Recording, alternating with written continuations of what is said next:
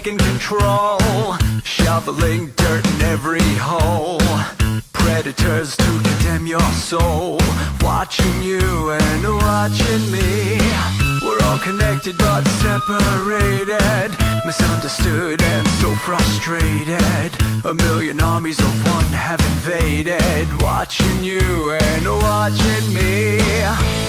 We live behind glass curtains and act like nothing's wrong. Soon you will belong. I know you're out there somewhere. We've watched you for so long. Wait for you to fall. We'll expose you all. I know you're out there somewhere watching me. Little brother wants to make headlines, be immortalized. Everyone's got an electric eye with the digital spies. They've watched you for so long. I know you're out there somewhere watching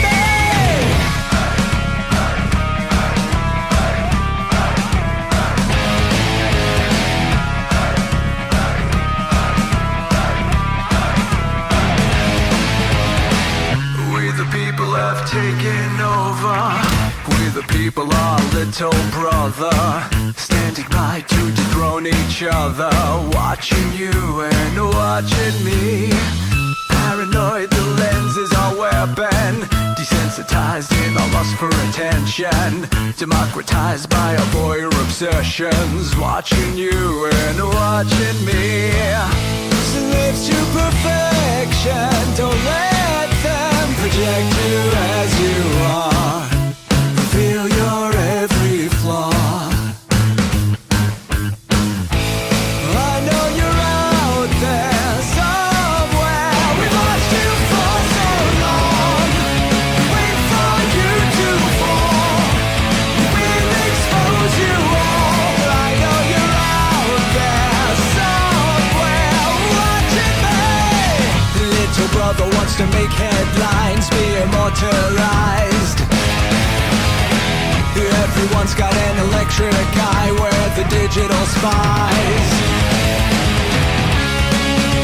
They've watched you for so long. I know you're out there somewhere watching me.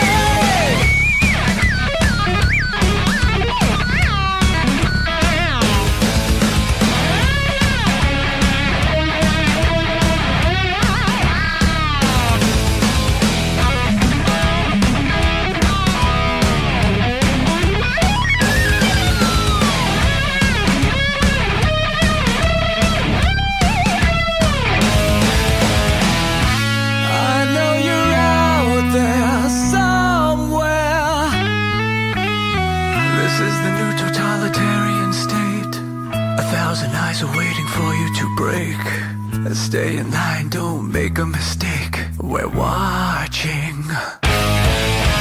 We've watched you for so long. We wait for you to fall. We will expose you all. I know you're out there somewhere watching me.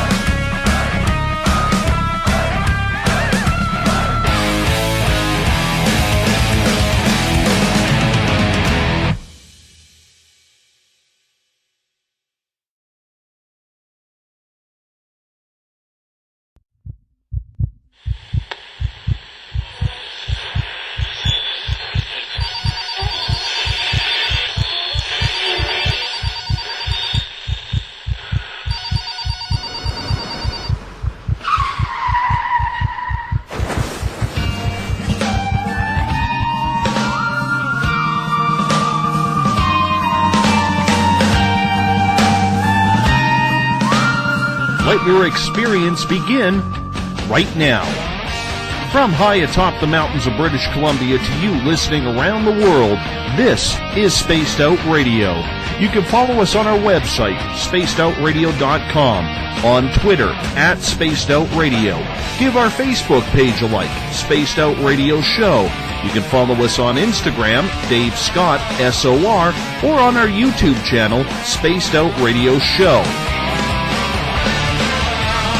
Let us play with all our toys. They let us think that we're big boys. They let us make the louder noise, but women rule the world. They let us think we're Superman, that we're the only ones who can be strong, but we break on command, cause women rule the world.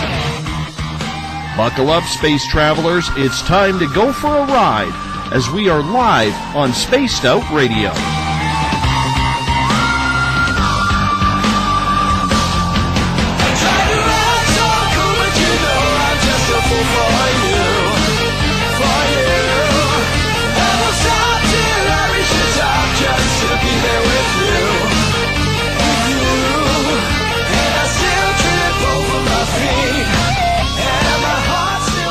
Ignition sequence start.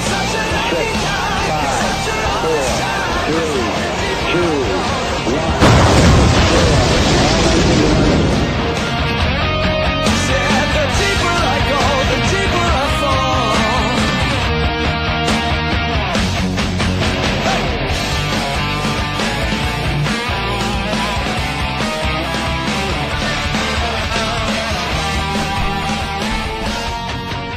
Good evening and welcome to Space Out Radio. Tonight I am your host, Dave Scott, and it's good to have you along for this wonderful ride wherever you are on this planet we call Earth. Yes, we are live right here in Uncle Jimbo's cabin, right here in the Great White North on this Thursday night, early Friday morning if you're on the East Coast.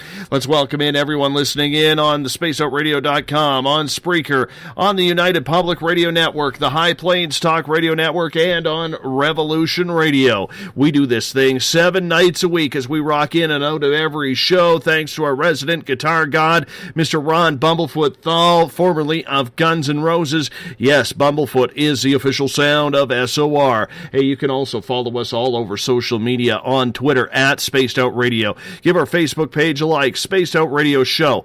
On Instagram, you can follow me at Dave Scott, SOR. Subscribe to our YouTube channel, Spaced Out Radio Show. Tune us in on TuneIn. Download this show and others from iTunes. And, of course, our website is spacedoutradio.com. If you want to take part in this show, because we don't take callers, you'll have to sign in to one of the chat rooms, either on Revolution Radio, on Spreaker, on the UPRN chat room, and on Facebook at the SOR Space Travelers Club. Or if you're on Twitter, just use the hashtag Spaced Out Radio, and I will get to your questions and comments in there as well. If you go to our website, it's time to sign up for the SOR Space Travelers Club. It equals out to about $5 a month. Your name gets entered in a monthly prize draws. The next prize draw will be, well, next Friday, the 30th.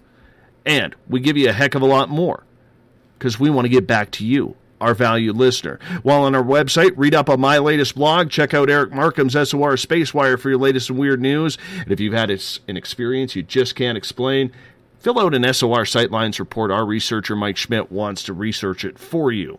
I want to thank everyone listening in on the United Public Radio Network, live on 107.7 FM in New Orleans, and their listeners from over 160 countries around the world. Thank you for tuning us in. And remember, if you are a listener on Revolution Radio, the Double R Machine is a donation station financed by you, the valued listener. Do me a favor. Head over to freedomslips.com and donate today. Author Casper Parks joins us tonight to talk everything under the paranormal umbrella. To many of us, Casper brings in a real understanding to the phenomena we are all searching for answers to. It's almost annoying at times that we seem to get so close to what those of us who have experienced the unusual are trying to solve. Yet, we always seem so far away. I hate when that happens. Continually, every time we seem to find an answer to one of our questions, right then and there, we have to go searching all over again on another quest to find the answers to more questions. The questions. Don't they get annoying? I mean, seriously, how are the laymen like you and I supposed to figure out what's going on when we can't even comprehend what's happened to us? The experience can be so frustrating. And of course, that doesn't matter if it's ghostly, cryptid, UFOs, alien, or government. Casper is in the same boat. UFO sightings, ghost sightings, he's one of us. He wants to know what's going on as well. Casper likes to call himself a guerrilla novelist, self-taught writer. Mr. Parks has published 4 novels in the sci-fi bracket about the paranormal. A former U.S. Navy radio man, Casper strives to improve his writing game. With the latest books, he is putting pen to paper. His website, CasperParks.com. Casper, welcome to Space Out Radio. How you doing? I'm doing all right. Hopefully everybody can hear me okay out there. My headphones will sound all right, so... if I'm a little soft or loud, let me know. I'll move back or away closer to the mic, whatever is needed. You were sounding magnificent, just magnificent. Thanks for inviting me on the show. I've been looking forward to it and everything. And right now, if people go to CasperParks.com, click on in, you can go download my ebooks free off Barnes & Noble, Google Play, iTunes, and Kobo. There's a link right on my website for those places to get a free ebook. I just ask that you leave a review. Keep in mind, I was in remedial English throughout my schooling, so there's some errors in there. But with each book, there's been some improvements. So, and I'm working on another book called Accidental Destiny, followed by another one. It's a series that I've been working on for a few years. So, but I enjoyed the show last night too. That was a lot of fun. Well, you know what? Last night we kind of had to throw it together. The resident preacher, Eric Markham, him and I jumped on here because our guest, Rob Morphy, who was supposed to be with us last night, he takes care of his very ill mother, and she had a little bit of troubles last night, and he had to take her down to the hospital.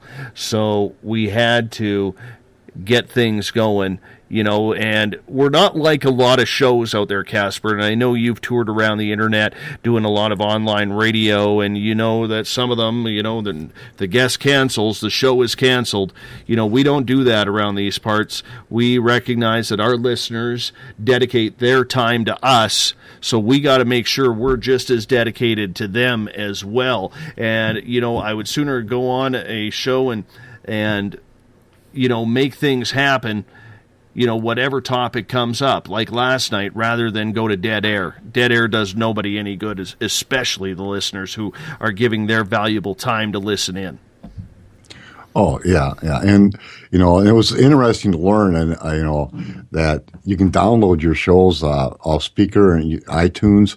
So if you're doing some driving over the holiday weekend, grab a thumb drive, download a few shows, and pop it into flash drive in your car or truck.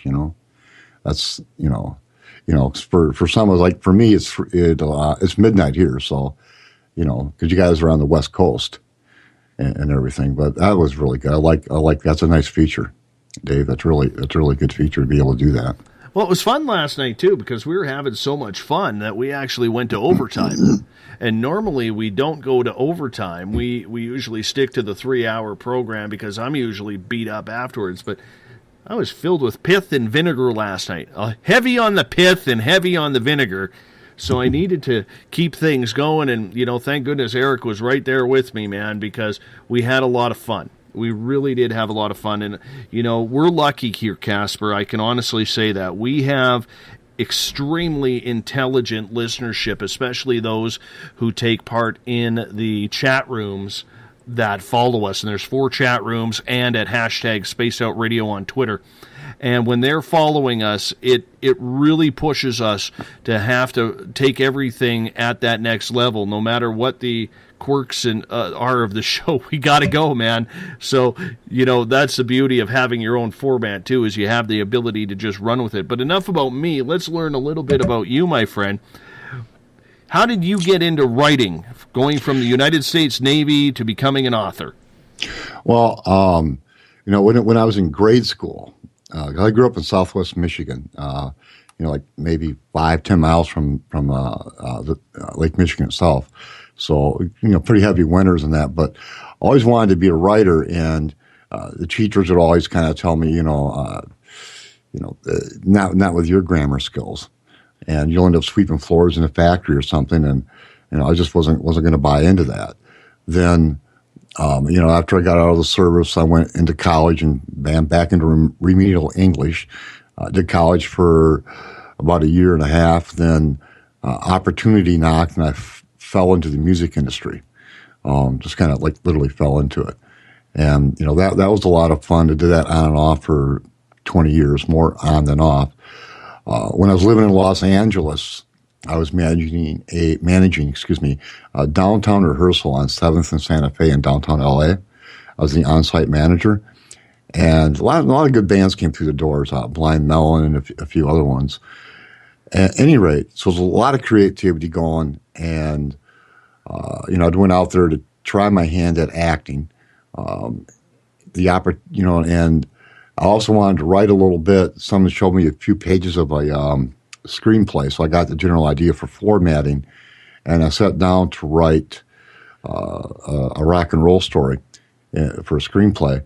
And Perceptual Threshold was busting out, and I just had to write that. And then I did Perceptual Threshold. Then I wrote a screenplay called Taken. Then I wrote another screenplay called Crossover, which should never have seen the light of day. Then I wrote Ages Past. Then I moved back to Michigan to try and teach myself to write books. And the first mistake I made was writing present tense. So I had to go back in and fix all that. Sometimes I'll write a story and sit on it for, Coming from Darkness, I wrote in 95, and I didn't publish it till 2014, 2015. So I'll sit on it for a long time. And the story I'm working on now, I've been sitting on since 1991. So I'm going to try to get that updated and get that out there. But it's crazy, some of the stuff I write, and then all of a sudden current events catch up to me. They'll catch up to whatever I'm writing about, and that's always kind of freaky when that happens.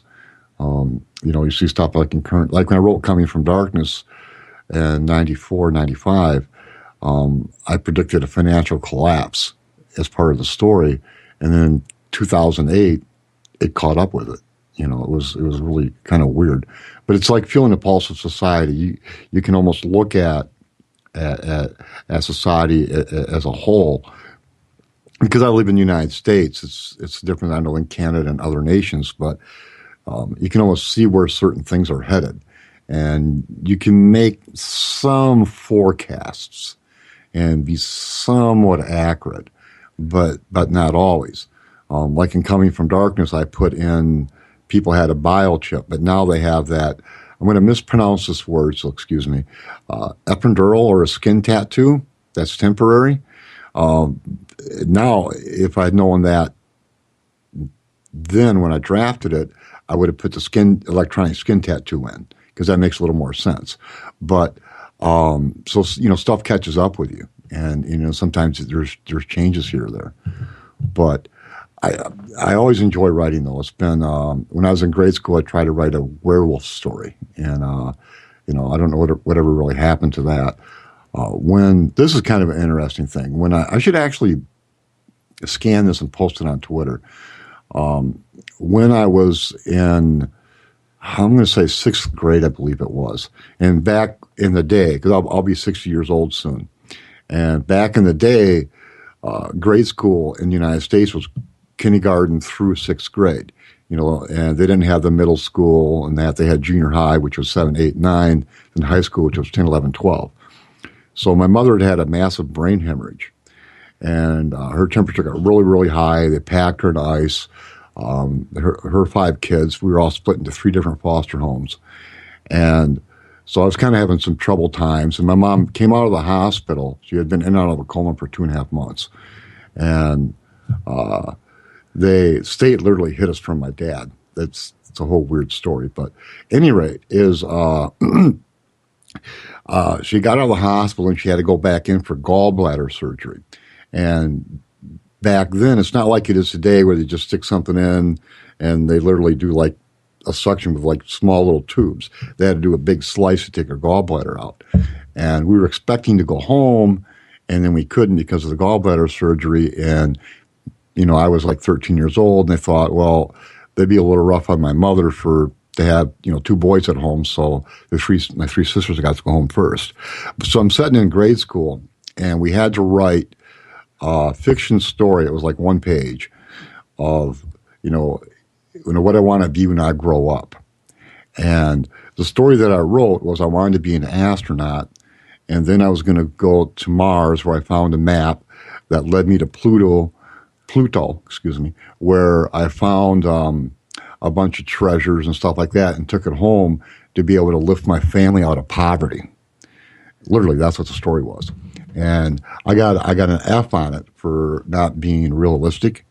And my foster father yelled at me in Dutch, because I live in a Dutch community. And I got yelled at in Dutch for that. But I still have the story. I still actually have. My mother had saved it. So I've always kind of wanted to write. And I'll go through periods where I don't do much writing for several months. Then all of a sudden I'll like when I did Coming from Darkness, I pumped out about 120,000 words in 3 months, where I'll just sit down every day and just go blank page, just for the general concept. I'll meet the characters on the way as I go, things of that sort. So, that's always interesting. But when I wrote the novels, I turned the screenplay for Perceptual Threshold into a novel first. Then I did Ages Past, then I did Coming from Darkness, and then I did Bristol. Bristol is a Western that takes place at the onset of the Civil War, but in Northern California.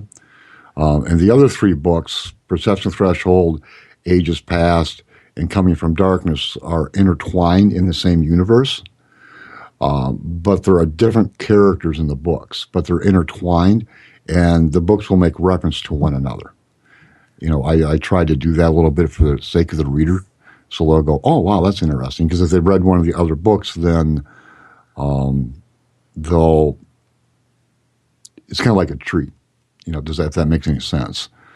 But the book I'm working on now, Accidental Destiny, is last month I got a surprise. Is some of the characters, because Accidental Destiny takes place present day, and Coming from Darkness takes place like 10 or 20 years in the future.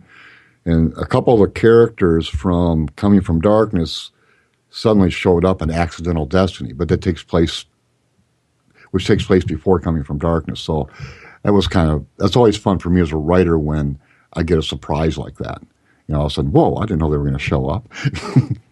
That's always interesting. I really do enjoy that.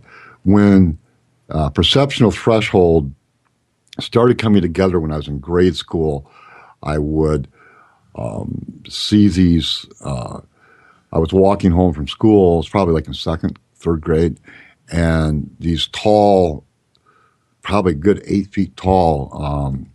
They're kind of ghost-like, and they appeared to me at an intersection. It's probably like late March, and they talked to me and said, "Not to worry, everything will be okay. You're going to run through some troubles," and so on and so forth. Then they were gone, then fast forward to like 1990, 91. I left Man's Chinese Theater on the Strip in Hollywood with a friend of mine, and we were walking underneath some construction. They have the steel things. They have construction. You walk under it. Scaffolding, I guess they call it. Yeah, scaffolding. We walked under that and got to a traffic light. And so we stopped at the traffic light because it got that halt hand up. And I saw this white door of light moving toward me across the intersection. And I had like 2 options, either step away and let it pass through, or step toward it and go through it and just see what happened. Of course, my friend John doesn't see anything. And so I stepped through it. And the minute that I stepped through the door of light, it kind of like vanished behind me after I stepped through it. And all of a sudden, the entire concept of Perceptual Thresholds from start to finish, with some of the characters, but not all of them, came together like in an instant. And I started jumping up and down, bouncing up and down. I was so excited. And there were these small, multiple colored lights. Some were blue, red, green, white, and so on and so forth. And some of them shifted colors. They're real small spheres, probably like maybe close to a golf ball size, just dancing some were smaller, dancing all around me. And it was just an amazing experience. And when I was writing the story, I tried explaining to people the concept, what I was working on, and everybody was just being really polite. They were hearing blah, blah, blah, blah, blah, blah, blah, blah, blah, blah, blah. And they weren't really hearing what I was saying. And when I finished the story and they actually read it, everybody was like very, very floored because it's an extremely good story. Mistake I made in the screenplay was I didn't number the scenes. I didn't know how, I didn't have any formal training. I just wrote on instinct. And because of my music industry connections, I was able to get my foot in the door at one of the largest talent agencies in the world. And they liked the story, they loved the concept, liked the dialogue, loved the character development. And they shopped it around unofficially, which means if they sold it, then they would represent me. If they didn't sell it, no harm, no foul, they don't have a contract with me anyway. So they unofficially shopped it. Some producers, I don't know who they were, they spent $5,000 to see what it would cost to film Perception Threshold. And the cost came back in, not including actors, just to go out and shoot it with the special effects, came in at $110 million in 1992. That was considered a lot of money for an untried writer, and to sell the script fell through. But that they spent $5,000 on it was, says a lot for how good the story is. And the book was my first novel, quite a few errors in it, but the story and the character development is extremely good. I wanted to explore evangelical theology from a science fiction perspective. And, I grew up in an independent church, which closest would be Baptist. I went to Grand Rapids Baptist Bible College, which is now called Cornerstone University. I didn't take any Bible classes there, so I don't want to mislead somebody that I went and got a degree in seminary. I didn't. I went there for a year, didn't take any Bible classes, but I had an upbringing in biblical theology and in prophecy. So I was able to incorporate a lot of that into my writing. And, that was really interesting. I've had some people with Perception Threshold thought I was being sacrilegious. I've had some people think that I was trying to convert people to Christianity. And I've had the majority of people just thought it was a great science fiction story. Excuse me, I'm going to take a quick sip here or something. Apologize. But with the Perceptional Threshold is, because the concept's on the back of the book, so I'm not really giving anything away, is, some people believe that the fallen angels are trapped in a ghost-like state, hence demons, and go around possessing people.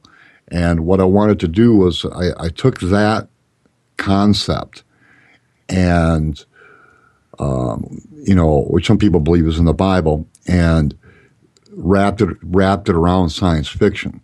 So I've got, the fallen angels, and I've got God's angels, and I've got make reference to the gray aliens, and I take a college professor and 5 of his students, one of which is his brother, and they open a door of light. Remember, I had stepped through that door of light, and think they're going to another dimension or another planet, and it transforms their bodies to a ghost-like state. They go onto the Hollywood Strip, because it's a Halloween weekend, to explore. Then the fallen angels notice that they're on the ghost-like plane with them, and it becomes a mad dash to get back to the college, to get back through the door of light and shut it down before there's a prison break, and to do so before God's angels detect its use and seize it and leave the college professor and his students trapped. And that's kind of where the premise for that story is. So it's a fairly decent story. If I pause, I'm trying to look at the chat rooms too. So I apologize. Oh, don't worry about it. Everybody's just kind of mesmerized by your great radio voice. So we're all just commenting on that right now. I have worked in radio. So I've done country music. I've done easy listening. I have done rock and roll. And then I worked as a, what's the word I'm looking for? It was before computers were really popular in the way they are now. where I did a manual relay for talk radio, where I wasn't like the host. I was just at the station. I was a board operator, and I did that as well, and I toured a little bit. But yeah, I imagine my Midwest accent is catches me. I have a hearing loss, so if I mispronounce a word, I apologize. When you lose your hearing, there's some vowels and consonants that you don't hear anymore. So unless you say the word a lot, sometimes I'll mispronounce something. So I'll apologize for that. If that does happen. So, but if someone pops a question or let me know. I will definitely let you know. When we don't mind. We're pretty forgiving around these parts. Pretty forgiving. I do want to ask you though, if you don't mind, because you're more of a sci-fi writer, did you always have an intriguing interest in space, in aliens, or was it an experience that kind of led you down that path? I always had an interest in that. When I was in kindergarten, I repeated kindergarten twice. I had to repeat it a second time, and the reason is really bizarre. Is my mother raised 5 kids alone, so and my two older sisters would head off for school and ditch me. You know how kids are, and you got to keep in mind this is like the early '60s, so 63, 64, whatever it was, and so they would ditch me, and I would be on the way to school, and I'd have. And they'd be so far ahead of me toward the school, and I get to an intersection. It was like, if I go that way, there's railroad tracks, a trestle, and I turn and head toward the railroad tracks, and then all of a sudden I'd be on my way home from school later with no idea what I did. I completely forget what I did. I'd have images of like Zorro, because that was a big TV show back then, pop up in my head, things of that sort, but I wouldn't remember that. When one of the reasons I failed kindergarten the first time through was I played hooky so much. You got to keep in mind, a 5-year-old, 6-year-old kid. I played hooky so much, and I argued with the teacher. They had a color chart up over the chalkboard, and I argued with the teacher that the color chart over the chalkboard was incorrect, that there were colors in outer space that are not on the chart. Also, one time I took my Tinker Toys and I made this is a square box. And I had a little handle on it like an airplane. And my mother, she didn't drive. And she goes, "Oh, you made a car." And I looked at her and go, no, it's my spaceship. I'm going to get off the planet. And, I'm only 5 or 6 years old. You don't remember everything from that young. But there are some memories you have at that age that stick with you for your life, but most of your memories from that age will pass and get stored. But those are a couple of the memories that really stayed with me from grade school. When I was in, I want to guesstimate 4th grade, I woke up one morning sitting. It was across the street because we lived on 16th Street. So it was across that street, and there was an alley that ran between 17th Street and the houses, where I woke up one morning sitting in the alley like in late January, looking up at Venus in the sky and thinking, and I'm fully dressed for my winter clothes and everything. And then I rushed off to school, and I was there like 7 o'clock, and school didn't start till 8. And I had to use the bathroom really bad. But I remember the janitor wouldn't let me in. But then I had some UFO encounters when I was 14 and a half in Southwest Michigan. One was with 3 other witnesses, and then a few days later by myself again. If you like, I can talk about that for a few minutes. I would love to. I mean, this show is all about the experience. So the more experiences we get to hear, the better. So feel free to fill us in. Okay. If you go to my website, CasperParks.com, you click on the bio page. Toward the bottom of the bio page, you're going to see a link that says he has witnessed a UFO and posted an encounter at the Outpost Forum. So I posted the encounter there, but I'll kind of go over it a little bit with you. It was 1971, and I was at a Christian boys camp in Southwest Michigan. And The camp was up on an elevated area, and there was a lake that was kind of in a, I'm trying to think of the term to use for it. There were hills surrounding the lake. Three-quarters of the lake or half the lake had hills surrounding it, and the camp was up on an elevated level. And so we go down this clay hill to the lake, and it was a small inland spring-fed lake. And we went down there. I was washing dishes and working as a junior counselor. So there was myself, then another guy that was my age, 14, and then two, we called them collegians or college students that were counselors. Camp back then ran for, I think, 12 weeks. And you were with the same people for the whole time. So, it was like maybe midnight or something. We went down to the lake, and the lake was just smooth as glass. It was very, very, very smooth. There was no wind. It was a nice, clear sky. And, we put our hand in the water. It was really warm. But again, it was very smooth, no wind. And we all decided, well, let's take a dip, And so we walk out on the dock, getting ready to, pull our clothes off and jump in the water. And all of a sudden, there's a hill that's on the other side of the lake where there was a blueberry field. And this UFO, it was a egg-shaped orange light with a white hazy glow, shot across the lake and came right up by the dock that we were standing on. And this lake is probably 30 acres, maybe. It's a decent-sized lake. It's not a big lake, but it's decent size. And it hovered right near the shoreline. And probably it was close enough that if I'd had a rock, I could have thrown a rock at it and easily hit it. It was that close. And it hovered there for several long seconds, like maybe close to a minute, just like hovered there. And I would say it was between the size of like a Volkswagen and a semi-truck or a pickup in a semi-truck. Then all of a sudden it shot up over the clay hill where the camp was. And of course, the four of us, we chase it up the hill. And by the time we get through the camp area where there's a dining area and things like that, into the athletic field, which is a rolling hay field. And then there's a bog past that. It was long, long, long gone. And, again, this is a Christian camp. So it brings up interesting discussions. But then, I went out at night after that for like a week. And I went out to the athletic field, and I would stand there and stare skyward, just looking to see it again. Because if I was going to see it, I wanted to see it by the athletic field. And so I went out there, and I remember looking at my watch. And I think it was right about the time they came out with those digital watches.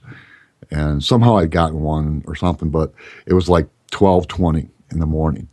And then all of a sudden I look at my watch again, and it's like 3:15. And I'm no longer, sorry about knocked my mic. I'm talking with my hands. I know people can't see that. It's probably funny. I do the same thing with my microphone, my friend. It's funny because my wife actually sat in here last week, and she's like, when I had my microphone on mute, she's like, I can't believe how much you talk with your hands while you're on the radio. And I'm like, I didn't even really notice. So she pointed it out. So apparently I do it too. Yeah. But at any rate, so instead of standing where I was like, maybe like 15, 20 feet southwest from where I was standing. And of course the grass is all dewy now, and it's like 3:15 in the morning. And I try to wake somebody up and, deal with it in the morning. So in the morning, I talked to the two collegians that were with me for the first sighting, and with the camp director.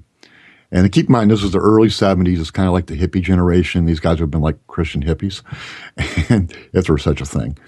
And at any rate, well, if you saw it, you got to report it. You want to report it. Oh, definitely. I'm adamant I saw it. So they called in and reported it. And I was, for the craft I would help older counselor teach was canoeing. And so the next day I'm down at the lake, I'm dragging the canoes in, and, everybody's going up for lunch, and then the campers have their siesta, their nap time. And so I'm coming up the hill, and, I'm fairly sunburned, and I got long hair, and, wearing cutoff jeans. It's the 70s. And there's a green Army four-door sedan standing there. And there's an Army officer in uniform, standing by the car. And some of the campers look over and point, oh, there he is. And the guy just gave me this weirdest look, this Army officer. And then he got in the car, backed up, and he left. Didn't talk to me at all. He didn't speak to me at all and left. And so later at a meeting for the counselors and stuff that we have, the camp director said, well, he said it was an experimental aircraft. And the two senior counselors were like, right, an experimental helicopter that makes no sound and moves no wind. And when this thing zipped away off the lake, it zipped fast. Oh, I need to back up. Sorry about that. I forgot to mention something. When I was in the field by myself and then I got moved to that 20 feet southwest, when I looked up into the sky in the southeasterly direction, I saw that same light, but it was more up in the atmosphere, zip across the sky and zipped away. I forgot to mention I saw that. But anyway, go back. Then they told us it was an experimental aircraft. And we were all like, right. Yeah, sure it was. But it was interesting because it brought up the topic of, because you're dealing with Christianity is, a lot of people don't understand that, they have this thing in their head that, the planet Earth is the center of the universe, and it's not. It's not. When you're a toddler, especially if you're an only child, when you're a baby and a toddler, the whole world revolves around you. And, we here on Earth need to understand that the whole universe doesn't revolve around us. Does that, I think that probably makes sense to a lot of people. And in the Bible, I really believe the Bible talks about extraterrestrial life. And, it makes reference to it. It makes reference to a lot of UFOs. That'd be a whole nother radio show would be, biblical prophecy in the Bible or in how it relates to UFOs and aliens. But I think that it's a very, very, very real thing. And the thing is that some of the, older, not the collegians, but some of the older adults, there was an older guy that, had been at the camp since it was founded. And he was the water safety instructor. And he was like, it's very possible that the demons are aliens and angels of God are aliens. He says it's very possible. I think it's the book of Titus.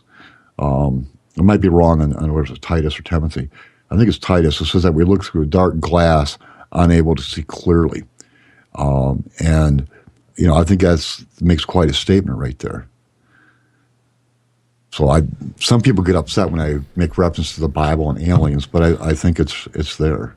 I believe it's there too. It's a matter of finding that happy medium, because I'm firmly not a believer that all extraterrestrials are demonic or anything like that, and I think it's pretty narrow-minded for anybody who is religious out there, and I don't knock any religion whatsoever, but I do think it's very narrow-minded that people can sit there and say God is the be-all and end-all, the alpha, the omega, the creator of everything, but he didn't create aliens or life on other planets. He just created us, even though we've already proven that the universe is infinite.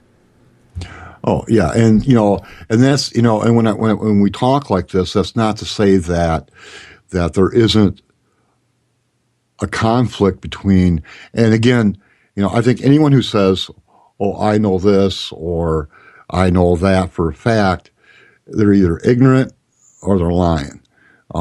Because to me, we don't know everything that's going on. We can hypothesize and make theories.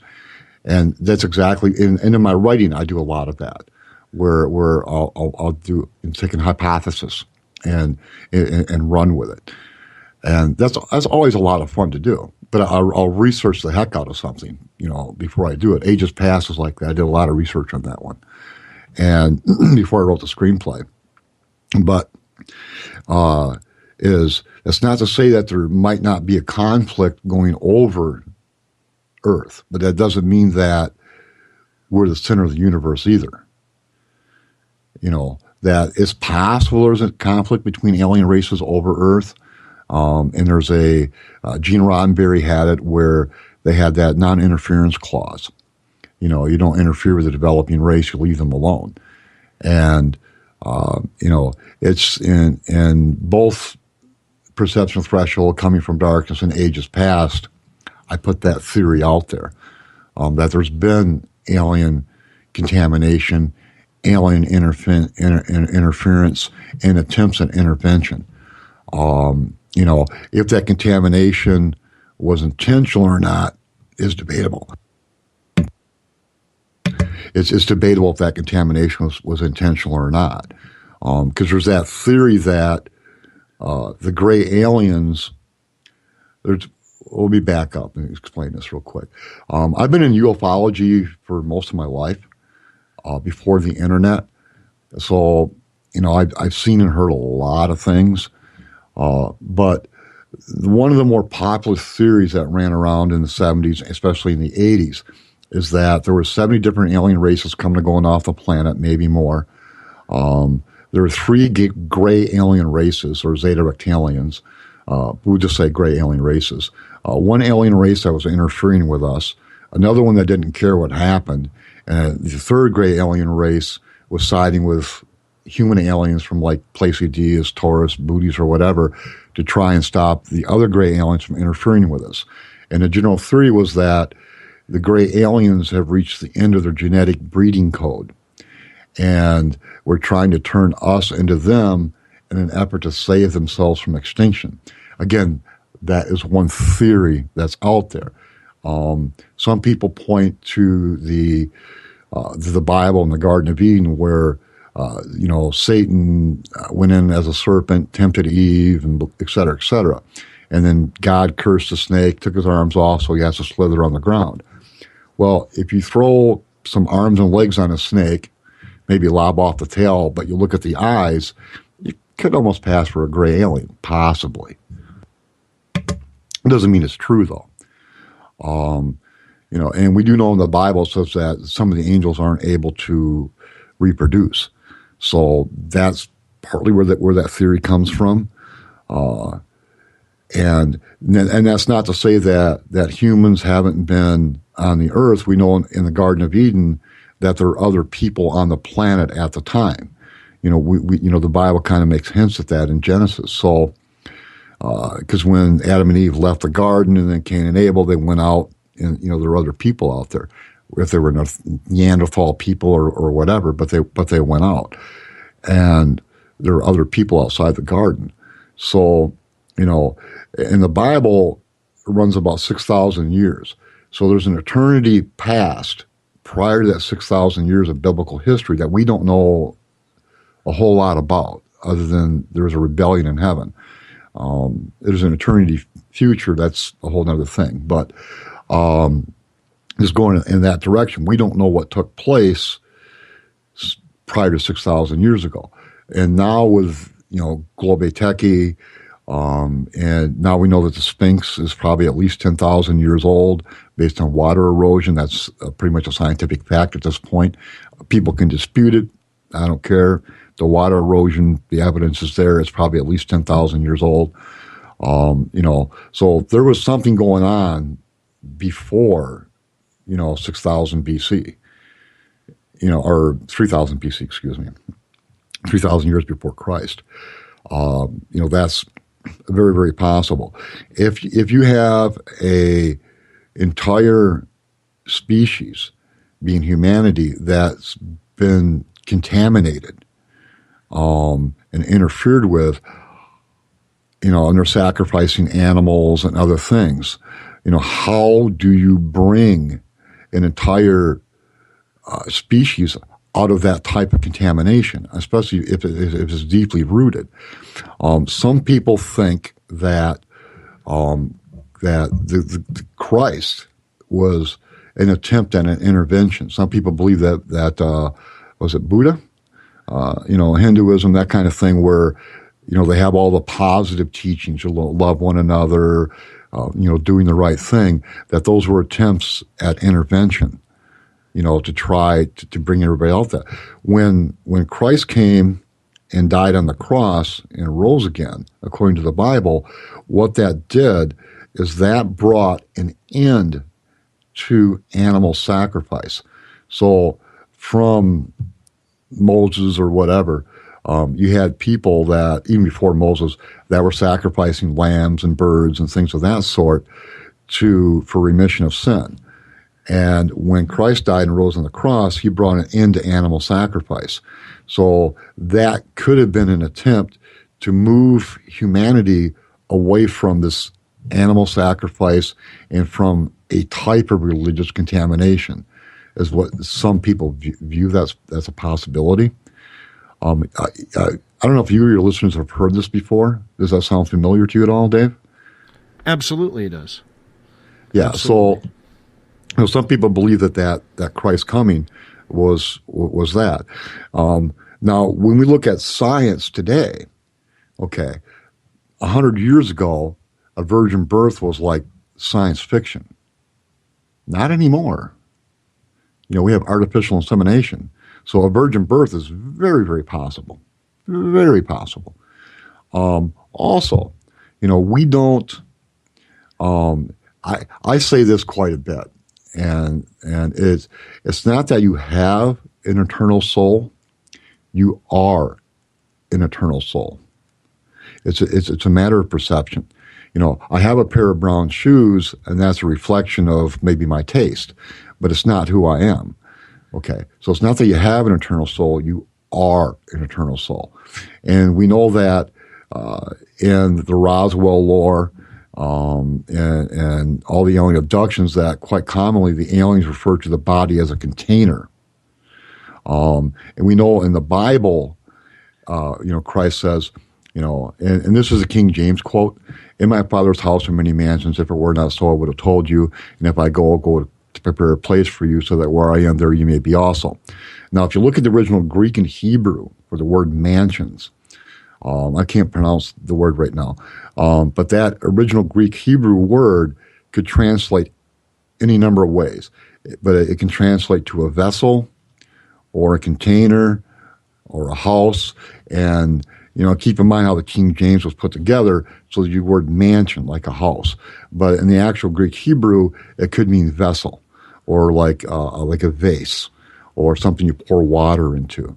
So you could turn that verse around and go, "In my Father's house are many containers, many bodies, and and I go to prepare a body for you."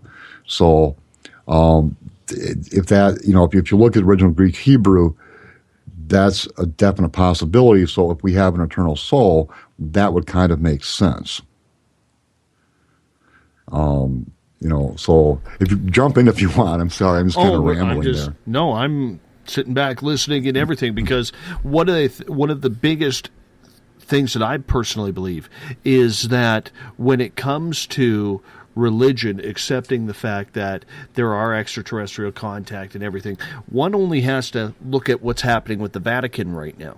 The Vatican is starting to explore. In the last year, we've seen the people surrounding the Pope, all the cardinals surrounding the Pope, basically saying, we believe there could be life after death, or pardon me, life in the stars. Never mind life after death. Of course they believe that. But there could be life up in the stars. And the Pope has gone as far as saying if they come down to Earth and say hello, I will baptize them. So could that be a little bit of an opening on the religious side? Because, there's still 1.8 billion Catholics around the world. Here's an interesting point. Is and I said this when it happened at the Outpost Forum, is that I'm not Catholic, so they had a pope that retired, which is unheard of. Usually they're there until they die. So there was a pope that retired, and the pope that replaced him, because of his education, is considered a scientist. And if we're on the verge of disclosure, and or the Catholic Church suspects that something is about to happen with proof of alien life, they're going to want to have a pope in place that has a science degree. So the pope that's there now, by many, is considered a scientist because of his education. I don't know if you're aware of that or not. of his education. Also aware that he was once a nightclub bouncer. That I did not know. Yes, Pope Francis was a nightclub bouncer. I did not know that. Yeah. I have a quick question here from Everett in the SOR Space Travelers Club. He is asking, as a science fiction writer, Casper, what do you think of the idea of reverse engineering? Yes. Very plausible. You know, let's go to the Roswell story. Okay. Again, I'm old school because I've been at this for a long time. I'll be 60 years old and right after the first of the year. And I've been at this for a long time. And back in the 80s, before the internet, stuff just kind of spread word of mouth. But is that you had, this is one of the rumors for Roswell, that we were using microwave transmissions as a means of communication. And it goofed up the navigation for two ships, for gray aliens, and they clipped each other. And one crashed at one point, one crashed at another point. And of course, the U.S. Army and the Air Force and the U.S. military seize the crafts. They get a couple alien bodies that are dead, some that are alive. And that the United States was secretly approached by the human aliens and the human aliens set up a meeting point in the desert. And they asked the U.S. government, give us the crash debris, give us the dead aliens. We need it as evidence. And that the U.S. government said, we'll give it to you if you give us that craft you landed in, because they wanted to back engineer it. And the human aliens said, I'm sorry, we can't do that. We have a law of non-interference in place. And that the U.S. government, again, this is one of the many rumors out there, there's no real proof of this, that they had snipers in place. And they shot and killed the two human aliens and stole the craft.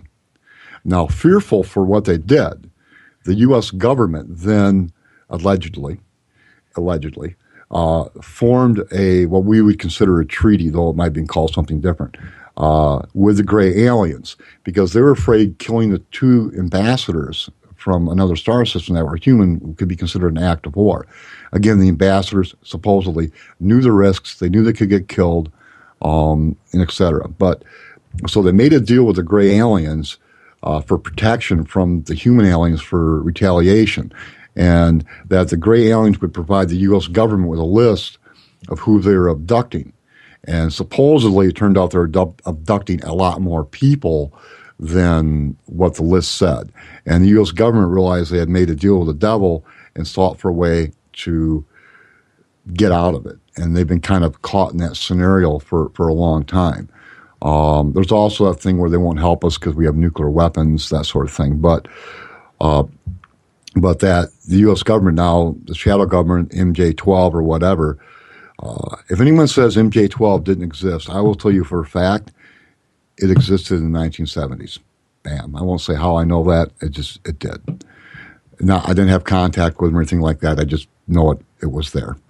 Any rate, is that, they back engineered the gray alien craft and things of that sort, which all Area 51 and so on and so forth.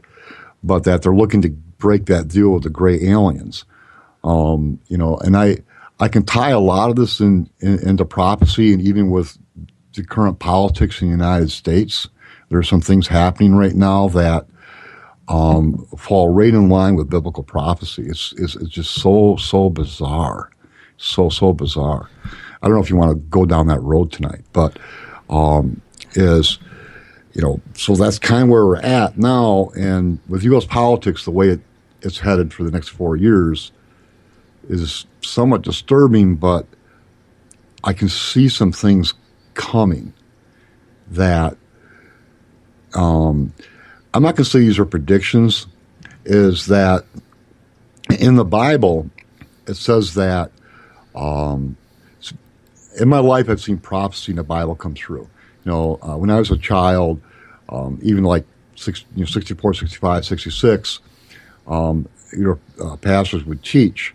It wasn't a pound the pulpit, get saved church. They did teach that, but they taught their theology and what they believed and why they believe it, it was like being taught at a Bible college.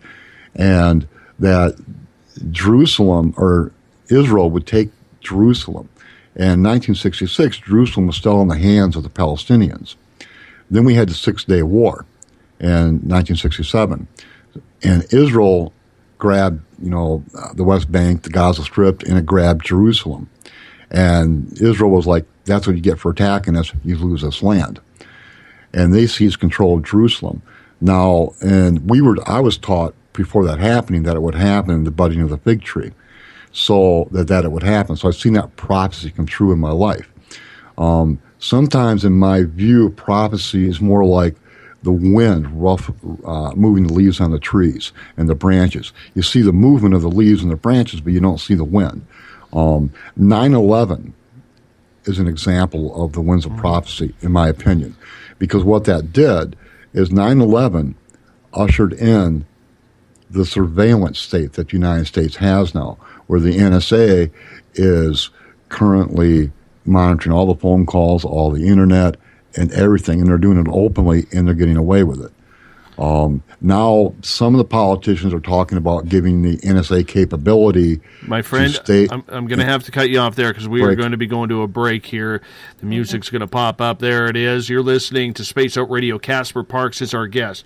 We're going to continue this talk of what the government knows and what they don't know right after this. We'll be right back. Looking for news beyond the mainstream news? Head to spacedoutradio.com and check out the SOR Spacewire. This is Spaced Out Radio's Eric Markham, News Director for the SOR Spacewire. Daily, I will bring you intriguing stories and outlandish reports from what's going on around the world. UFO sightings, paranormal activity, conspiracies, alternative health, and so much more. And if you have news, email me at news@spacedoutradio.com. Hi there, I'm Butch Witkowski, lead investigator with U4Cop. On the final Monday of every month, you can listen to me and host Dave Scott on Spaced Out Radio's Strange Days. We're going to get to the heart of the matter when it comes to what's happening out there. People are seeing and experiencing things from ET contact to Bigfoot, and I want to hear about it. Your experiences are what we investigators need to help solve these unknown mysteries, so tune in at spacedoutradio.com. Have you had an experience you can't explain? Had a run-in with ghosts, maybe Bigfoot, or seen lights in the sky? Hi, I'm Mike Schmidt from the SOR Sightlines. I'm here to investigate your sighting. Head to spacedoutradio.com and fill out a report on the Sightlines. All your information is 100% confidential, and I will help you figure out what you've been seeing. File your report, and let's find out the answers together. Visit purpleplates.com today. For over 40 years, the Purple Energy Plates have been delivering amazing results for their many customers. Inspired by the great genius Nikola Tesla, the harmony, healing, and energetic effects of the plates have proven over and over to be beneficial and often miraculous to thousands of customers. With their money-back guarantee and the many benefits, how can you afford not to get one? Check their site for daily specials and choose from their many energy products. You won't be sorry. Visit them today at purpleplates.com for mind, body, and spirit, and expect a miracle. Strange creatures lurking in the night, the sounds of wood knocking in the forest, odd happenings right out of a fictional world. These are the reports I love. Hi there, this is author Ronald Murphy, and I would love it if you join me and Spaced Out Radio host Dave Scott the second Wednesday of every month on our journey into the unknown land of cryptozoology at spacedoutradio.com. From Mothman to Frogman and everything in between. Hey, they don't call me the crypto guru for nothing. Are you interested in advertising on Spaced Out Radio? Head to our website at spacedoutradio.com and click on our advertising tab. There, you will find an assortment of ways you can get your product out there with us, from radio commercials to banners and social media. Have a product you like our hosts to endorse? We can do that too. Visit spacedoutradio.com for more details. From British Columbia to Northern California, Pacific North Weird has Cascadia covered. Check out our feature videos at spacedoutradio.com, where I, Vincent Zunza and my super sleuth partner Alexandra Sullivan track down the weird and strange stories from around the Pacific Northwest, from Bigfoot to Mel's Hole and everything in between. This is what makes life exciting. So why report the normal when we can report the Pacific North Weird right here at spacedoutradio.com. Oh, there's only one way to rock. Loud and proud. In high definition. Radio 702 rocks. Las Vegas.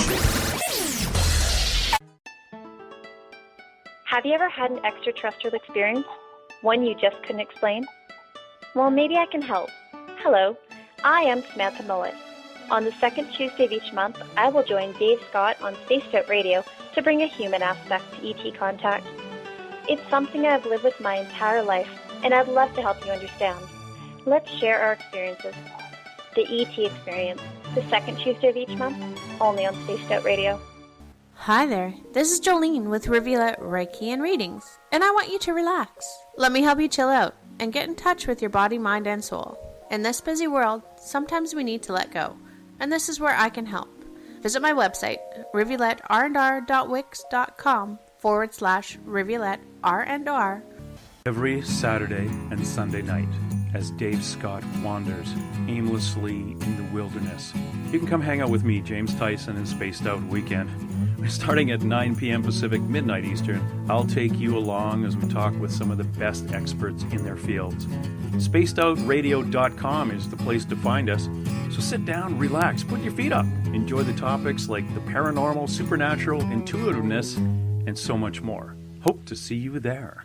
Hi there, this is your psychic medium, Joanna, and I would love it if you would join us every other Sunday on Spaced Out Weekend. With host James Tyson, we'll bring you personal psychic messages on two mediums and a large. Questions about love, life, career changes. We would love it if you would come and join us live. Call in and listen in for the experience.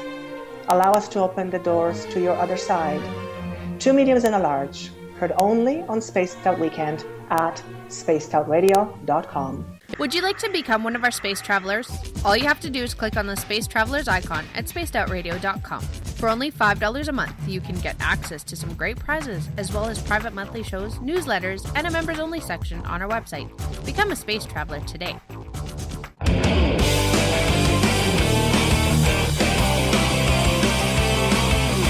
Do you have a topic or a guest that you'd like to hear on Spaced Out Radio? Let us know at spacedoutradio.com, where you can sign up to become a Space Traveler member today.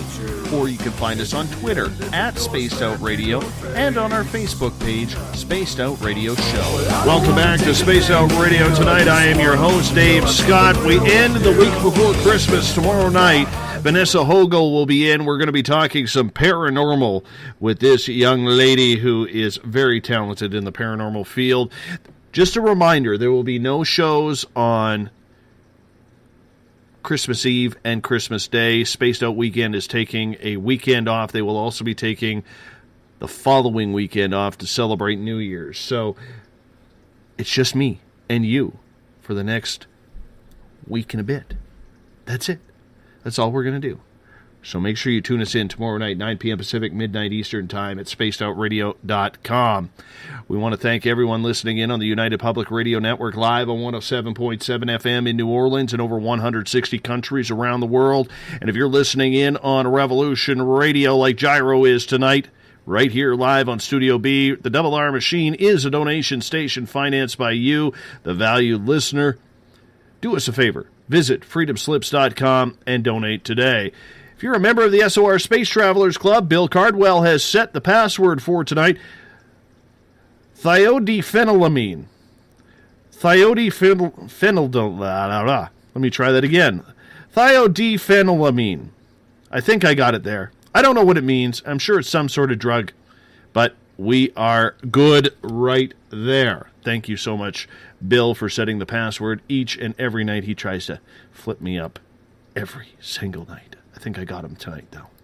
If you want to follow me on Twitter, you can do so at Spaced Out Radio. And if you want to participate in our Twitter chat, go to hashtag Spaced Out Radio. Give our Facebook page a like, Spaced Out Radio Show. On Instagram, I can be followed at Dave Scott SOR. Subscribe to our YouTube channel, Spaced Out Radio Show. Tune us in on TuneIn. Download this show and others on iTunes. And our website is spacedoutradio.com. We have a plethora of features for you to check out while you're there, including joining the SOR Space Travelers Club. It equals out to about $5 a month. Check it out. Well worth the value.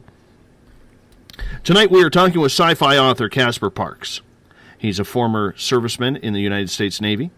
He is an author, a UFO experiencer, a paranormal experiencer. Casper, welcome back.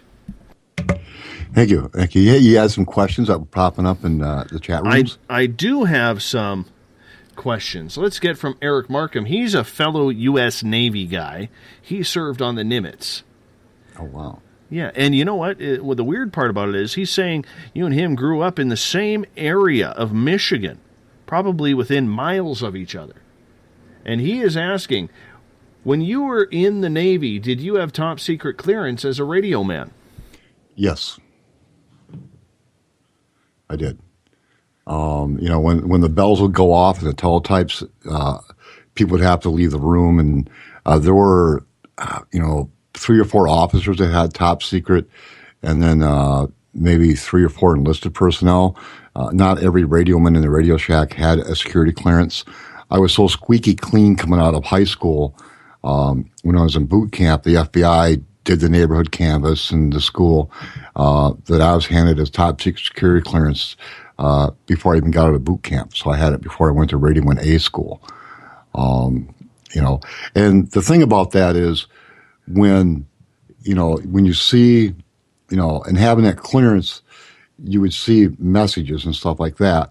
And I saw a lot of interesting messages but because I have an oath that I took, I won't discuss them. Not necessarily UFO related. Something would happen in the world, and it's just like, I can't believe that still hasn't gone public, even today, and I'll be like, well, I still can't believe that hasn't gone public. That would make a great film, if people knew that this certain event happened. And, but I can't say something because, I took an oath. And even though the time has elapsed where it should be declassified, it hasn't popped up yet. And I think with a lot of people that served in the military or have served like at Area 51 or places like that, it doesn't matter if you're a Canadian service member, U.S. service member, Australia, New Zealand, whatever, is that, people tend to have this patriotic streak. And it's a good thing to be patriotic, as long as people don't take advantage of your patriotism. They don't take advantage of it and say, we're not patriotic because of this. But where they take that oath, and even if they come across something by accident or just because of what they're doing, their job in the service, even 20, 30, 40, 50 years later, they still don't talk about it because they had that oath. So if somebody knows something that doesn't blow a whistle, I completely understand that. And I don't hold anything against somebody like that at all. Because even if they think it should go public, because they took that oath and they hold that in high esteem, does that make some sense? As someone who never served in the military, I can only imagine what it is like to have some sort of top secret type of information. I don't know if I would be able to, well, that's why I'm in journalism. I talk a lot, I don't know if I would be able to hold my mouth shut. You know what I'm saying? Yeah, and it's, it's like, there's some stuff I'd like to say, not necessarily UFO related, that it's like mind-boggling, and I can't. But it's like mind-boggling. People go, really, that happened? And it's like, I know what the reaction would be, but I just can't. As big of a mouth as I have, I still hold that there. But yeah, serving on the Nimitz, that's, isn't that, I think that's a nuclear powered aircraft carrier, if I remember right. Yes. Yes, it is. Yeah, so I was on the USS Anchorage, which was an LSD-36. It was a landing ship docking craft. I was out there. I had when I was coming out of Radio in A school, my original duty was going to be, these are one of these weird things that where you make a decision. Right. That changes your whole life. Is I could have grabbed the embassy duty in Tehran in 1977, and I didn't. So I joined the Navy to go to sea. I want to go to see the Philippines. I want to see Hong Kong, and I flipped out. I didn't flip out. I flipped with somebody else, and I went on the Anchorage, and they went to the embassy. Had I not done that, it's very possible that I would have been one of the 52 hostages if I hadn't done that. That's really bizarre. That's one of those bizarre things in life where you make a decision, and then, when that event happened, I just kind of looked at it and went, wow. And then you get the guilt of, well, maybe I should have been there, But so it was just one of those weird instances, things in life that happen where you just kind of look at it and go, wow, that was weird. If I hadn't done that duty flip, that's where I probably would have been. And it was very interesting. It was weird because I had to have the security clearance come out of boot camp, and in embassy duty, you have to have a security clearance. And they used the Navy at the embassies for telecommunications at the time. So that was very, very interesting. You have any more questions? Absolutely. A follow-up from Eric here. He is asking, do you remember the Dewey Lake monster sightings back in Michigan? Oh, no. I mean, Dewey Lake sounds familiar, but I don't remember that. No, I apologize. All right, let's get over to the Revolution Radio chat room where Gyro is asking, when you can see orbs of this kind, and you were talking about orbs in the first hour. Yeah. What did you feel about its presence internally? Well, there were multiple orbs. I'm going to say more than 20. It might have been 30 or more. I was excited. I felt at peace. The story had just come together, so that was in my mind. And then the orbs were like dancing around me with joy. They were happy for me. I was moving forward. I made some mistakes in the 3 years that followed that, but business-wise. But and I turned down an opportunity to write for episodic television, and that's a whole nother thing. Let's not go down that road. And so the agency wouldn't represent me anymore because I wouldn't pay my dues and write for episodic television. But it's a long story. At any rate, but with his question with the orbs, I felt kind of in at peace. I was excited. There was a high energy level. And it's more like they were celebrating with me, I think would be the best way to describe it, because the story had come together and they were like celebrating. I write because I have to, even though I have, problems with grammar and stuff from time to time. Like I said, with each book, there's an improvement, but, I write because I have to. And, they were excited for me because I had crossed the threshold to be able to actually write, where to be able to actually write from, because when I write, it's a blank computer screen. I originally started writing on a 1987 Macintosh. And, I just sit down and I don't always know. I mean, I'll have a general idea where the story's going and it's some idea of some of the characters, but I don't know really what they're like, and I'll meet people along the way as I'm writing.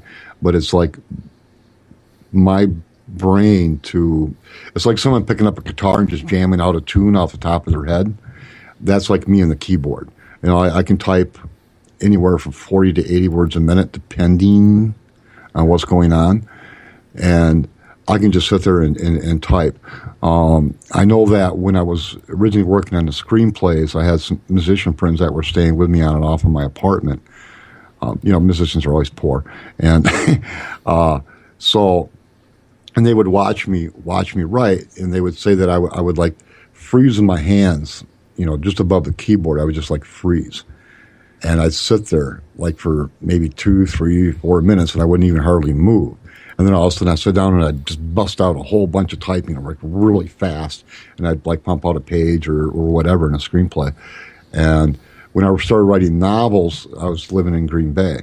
And one of my neighbors was watching me write and said I did this, when I did Coming from Darkness, I would do the same thing. I would type really fast and I'd sit there, and I'd freeze up. And he went to the point where, because I'd get up and go to the bathroom and go get something to drink, and he'd see where I was on the computer screen. And I'm still on an 87 Mac then. And he actually would sit down and started counting words. And when I was free-flowing on Coming from Darkness, I was averaging like 80 to 90 words a minute when I was actually typing. And that was just like brain, blank screen with whatever was coming out. So, I mean, it's an exciting thing. I mean, it's a really cool experience to do that. And I feel very fortunate to have been blessed with a imagination. When you were in the Navy, did you have any USO experiences? USO? Unidentified UFO. USO, where it's underwater? Oh, no. I took scuba diving lessons when I was in the Navy in the Philippines. However, actually, I think I did that in Guam. Anyway, I took scuba diving lessons from a Navy SEAL for PADI was the name of the organization, which is not military, but it was for recreational. It wasn't for the Navy. It was like going to take a college class or something. It wasn't related.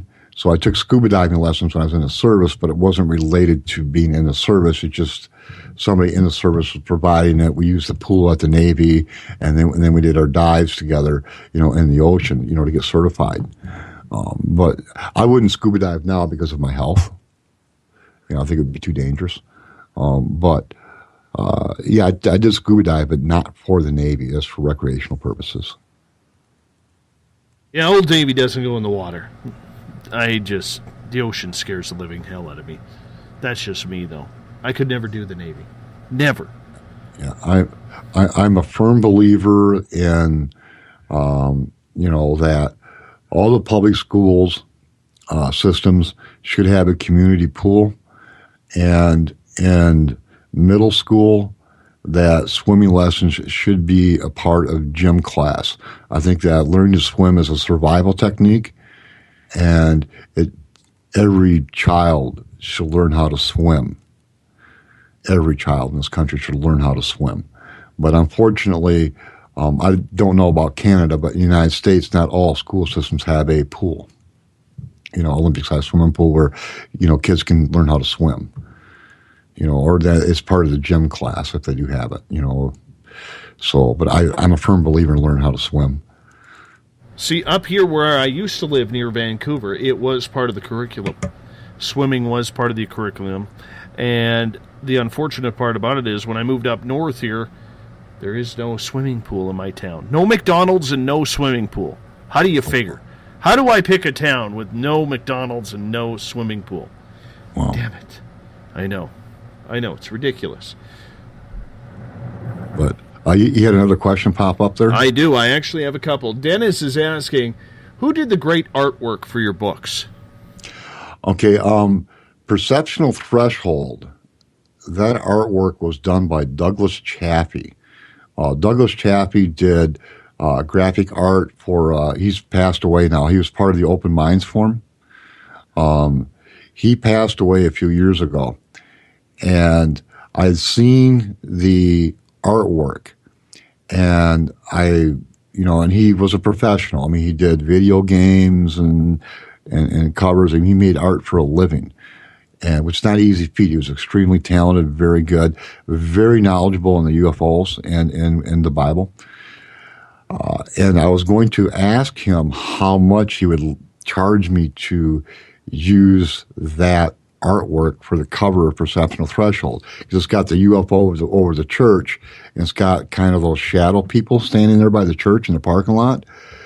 And he passed away right as I was preparing to get, I was trying to get the nerve up to ask him if I could use it, and, you know, and how much he would charge me.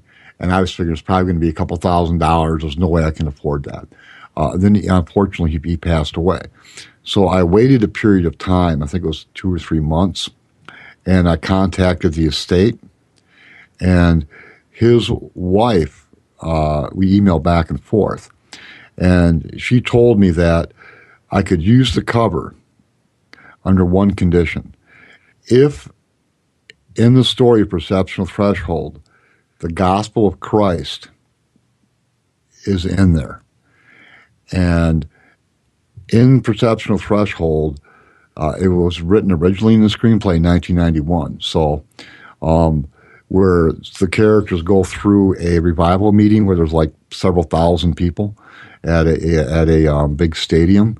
And there's a guy in the pulpit, which I call Reverend Teddy Penderhart. And during that, while they're going through there and there's an encounter and there's some action and stuff, but again, they're in a ghost-like state, so people at the stadium don't see him. They don't see what's going on in the ghost-like plane of existence where God trapped the fallen angels. But during that course of that, in the background, Teddy Penderhart gives an altar call. And because that was in there, she allowed me to use the cover at no charge. So I'm very thankful to the Douglas Chaffee estate for that. And very, very, very, I feel very fortunate to have been able to get that cover. Ages Past, the cover for Ages Past, the actual planet Earth, that's the NASA image called the Blue Marble. And that's free domain from my understanding. So I went and grabbed the image. And then I went into GIMP, which is a free artwork program that you can get. It's GIMP. And I made the cover myself and did that myself using the Blue Marble. Ages Past is a good book. I really like to go into that a little bit. Coming from Darkness, I purchased that cover from self-pub book covers. And I think it was like $80 or $90. And the cover for Bristol, I purchased that from self-pub book covers for I think $80 or $90. Those two covers, Coming from Darkness and Bristol, professional computer artists will take, and they'll like buy the rights to an image, and they'll take 2 or 3 other images and join them to create something. So, like for example, Coming from Darkness has the image of the guy with a backpack was a straight image. Then the water was another one. And then the outer space image was the third image, and they were all married together, so it's an original cover. And with Bristol, I don't know who the boy is in the photo. I have no idea who that is. But it was stock art, and then she did all the spirals and stuff on there. And because the boy in the book is about 11 years old, and he gets beat up in the story, it really fit, and the cover spoke to me. So I grabbed it. I've got a lot of good compliments on that cover. Don't have a lot of downloads on that book, but I got compliments on the cover. The cover is fantastic. Yeah. Women tend to like Bristol, and I've had a couple of women tell me that they've cried in the book, at a couple of points, because they get motherly toward Kern. I've had people tell me they cry when they read Ages Past. There's a couple of points where they'll cry in the book because it moves them. To me, the characters are very important. They're very real, and I'll put them through hardship. I know you're not supposed to.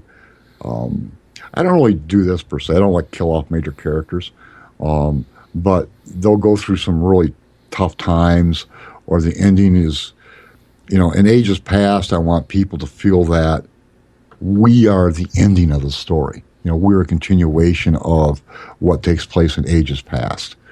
when someone closes the book, they're moved emotionally, that might have been close to tears, but where they feel uplifted and that we are the end of the story, or we're a part of the story that's ongoing.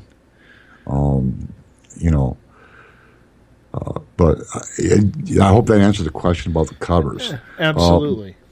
My next cover I'm designing myself. Right. The cover after that I'm going to have to pay to have it done. When's your next book coming out? It should have been out like 5-6 months ago. My mother's 81 and she's 3 needles a day insulin dependent, and the blood vessels in her neck are calcifying. So we're not sure how much longer she's going to be able to live independently at her house. And she had that massive brain hemorrhage when I was real young. So her health is not very good. She's having a hard time getting up and moving around. She won't even sleep in a bed anymore. She insists on sleeping in the recliner and a rocking chair in the living room. And she's been doing that for a couple of years. So we're not sure how far she is away from a nursing home and or from one of us is going there, because I go there every day. And when I'm writing, I lose track of time. And, and I go there every day at 5 o'clock. So I'm not really doing much writing during the day because I'm worried I'm going to lose track of time. And I'll all of a sudden be like, oh my God, 6 o'clock, my mom should have had her insulin shot already. And I'm, trying to rush over there. And that's like a 15-minute drive. So, and the way that the laws are written for the type of care that comes in or out of her house, if she gets Meals on Wheels, which I don't care about Meals on Wheels. It's nice service, don't get me wrong. It doesn't bother me. But there's a woman that comes in and helps my mother with her bath. And if I lived with her or she lived with one of us, she would lose that service. And I don't want to see her lose that. And also, I think she enjoys living at the house right now. She doesn't want to leave her house. And at night, I allow myself to get too distracted. But I'm going to say 20,000, 30,000 words from being done with Accidental Destiny.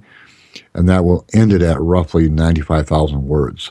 So whenever I sit down to finish it, I could probably finish it like in 3 weeks. When I finally sit down and focus on it, I could probably pump it out in 3 weeks. I'm hoping, I'm staying with one of my nephews. He's an adult. He's in his early 30s.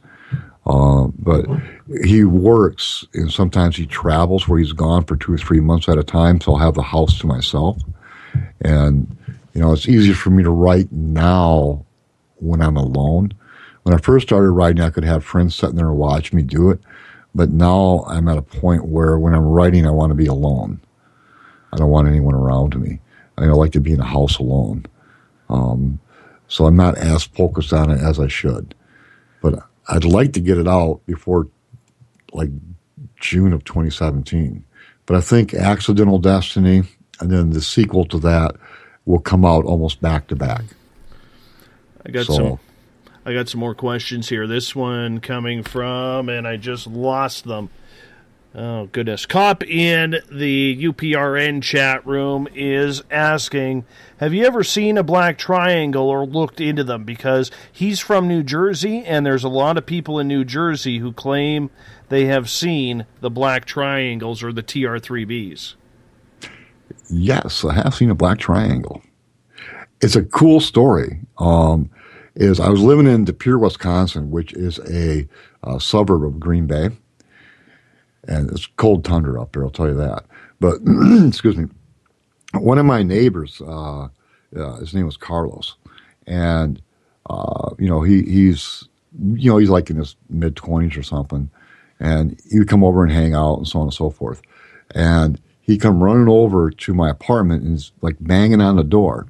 And so I opened up, he goes, I just saw a black triangle. I just saw a black triangle shoot right across the houses across the street.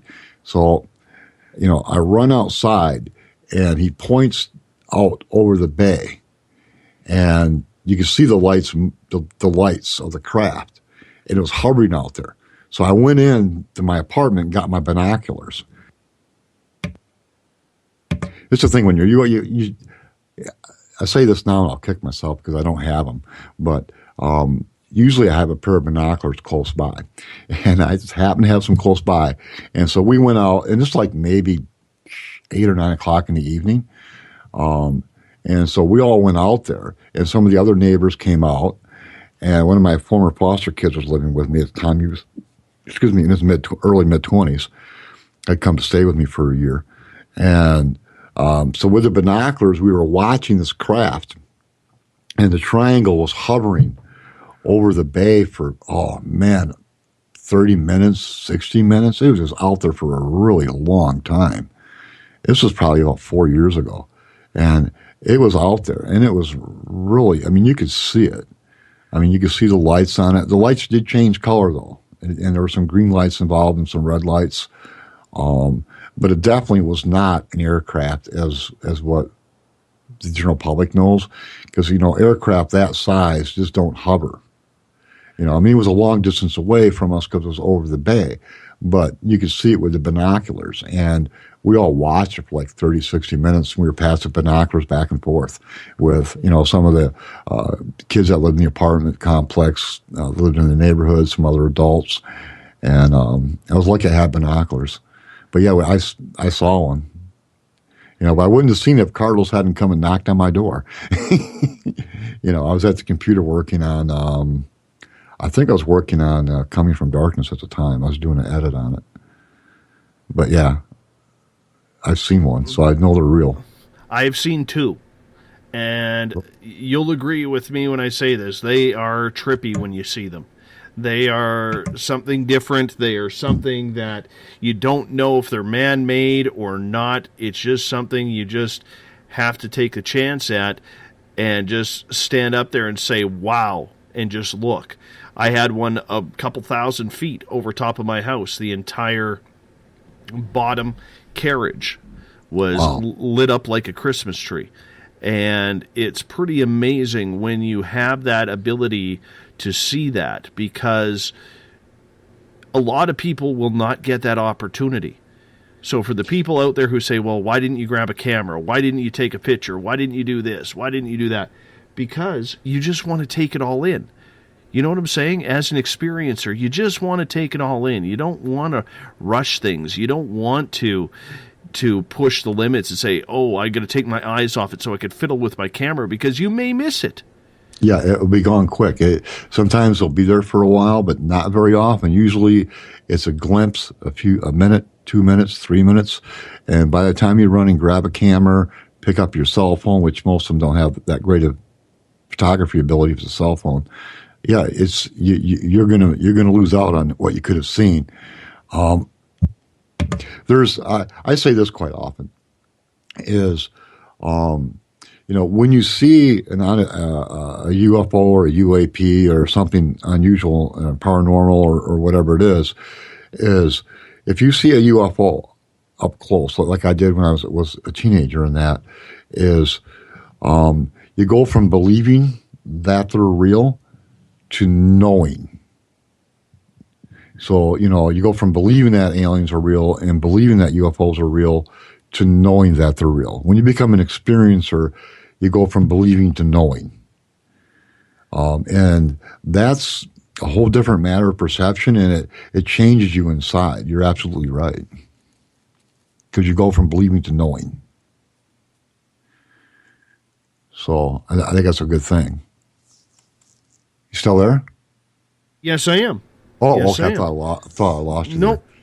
Not at all. Not at all. Another question pop in there?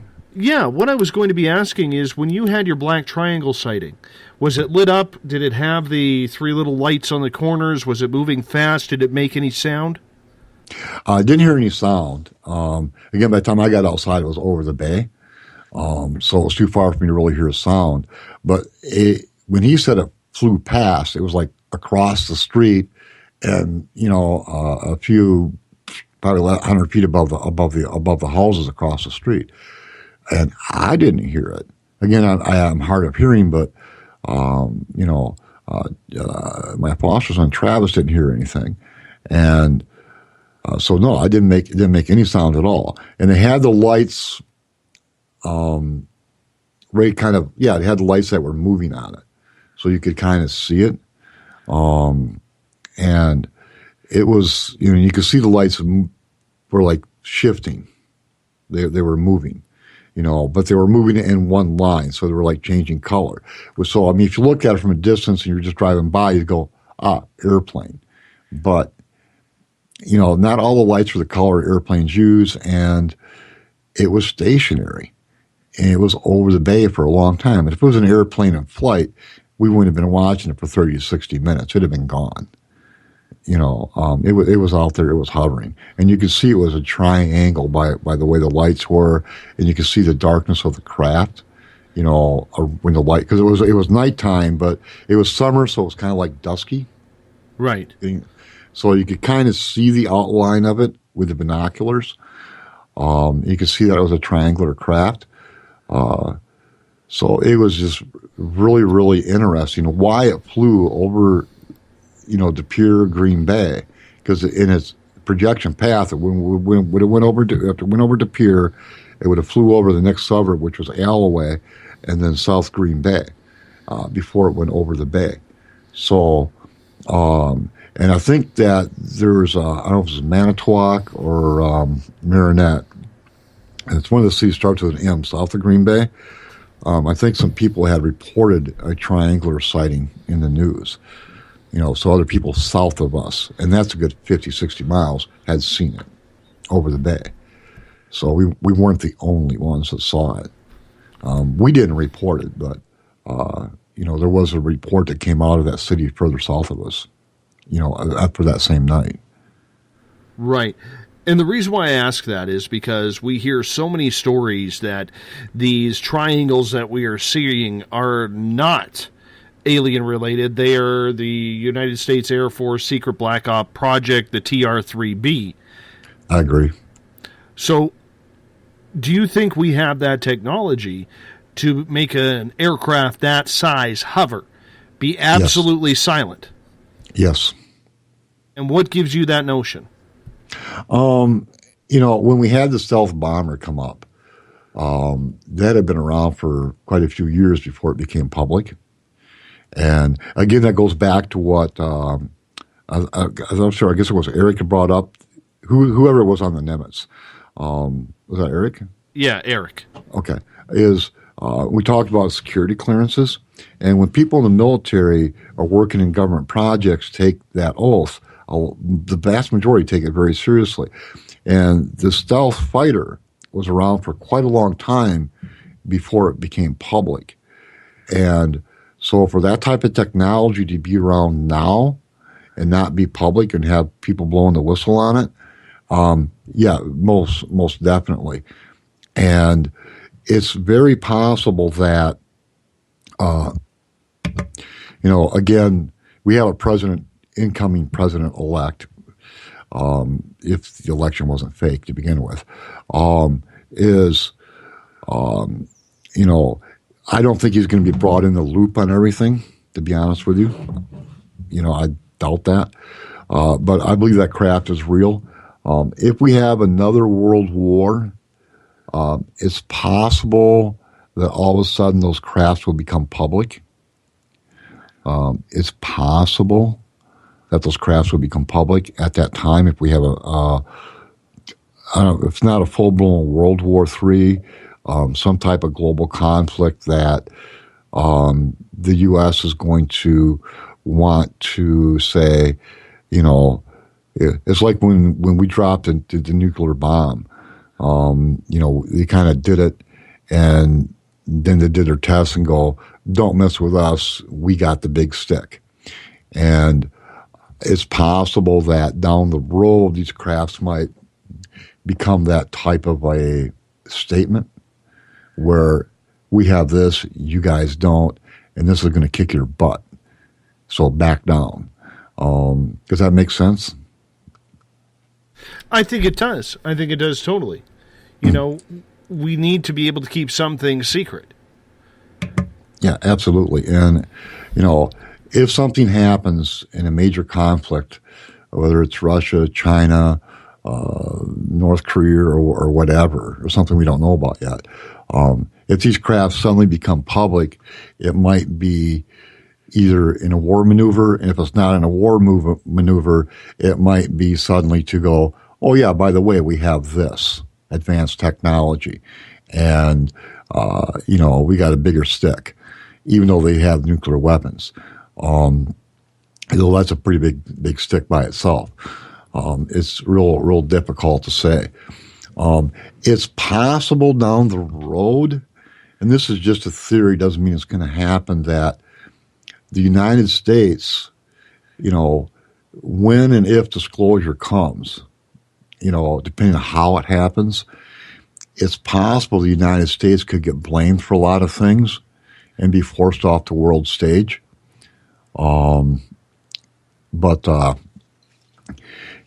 maybe making deals with aliens and having this,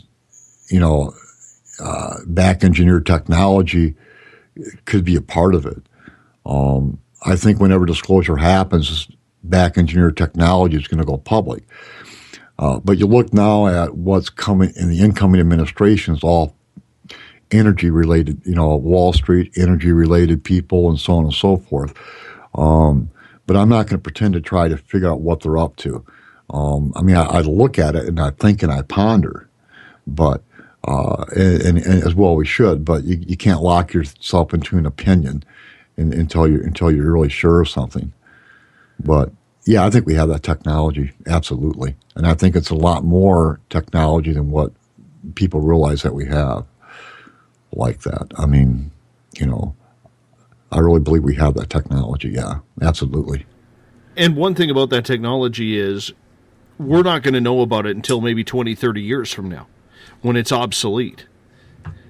Yeah, practically obsolete, right. If we know about it at all. We don't know what's happening. You take a scenario with the TR-3B, when they were believed to be testing that craft or vehicle in the 80s and 90s, out at Nellis Air Force Range in Nevada, where Area 51 is, every day, the same time every week, there was a minor earthquake that started in Nevada and ripped right through California.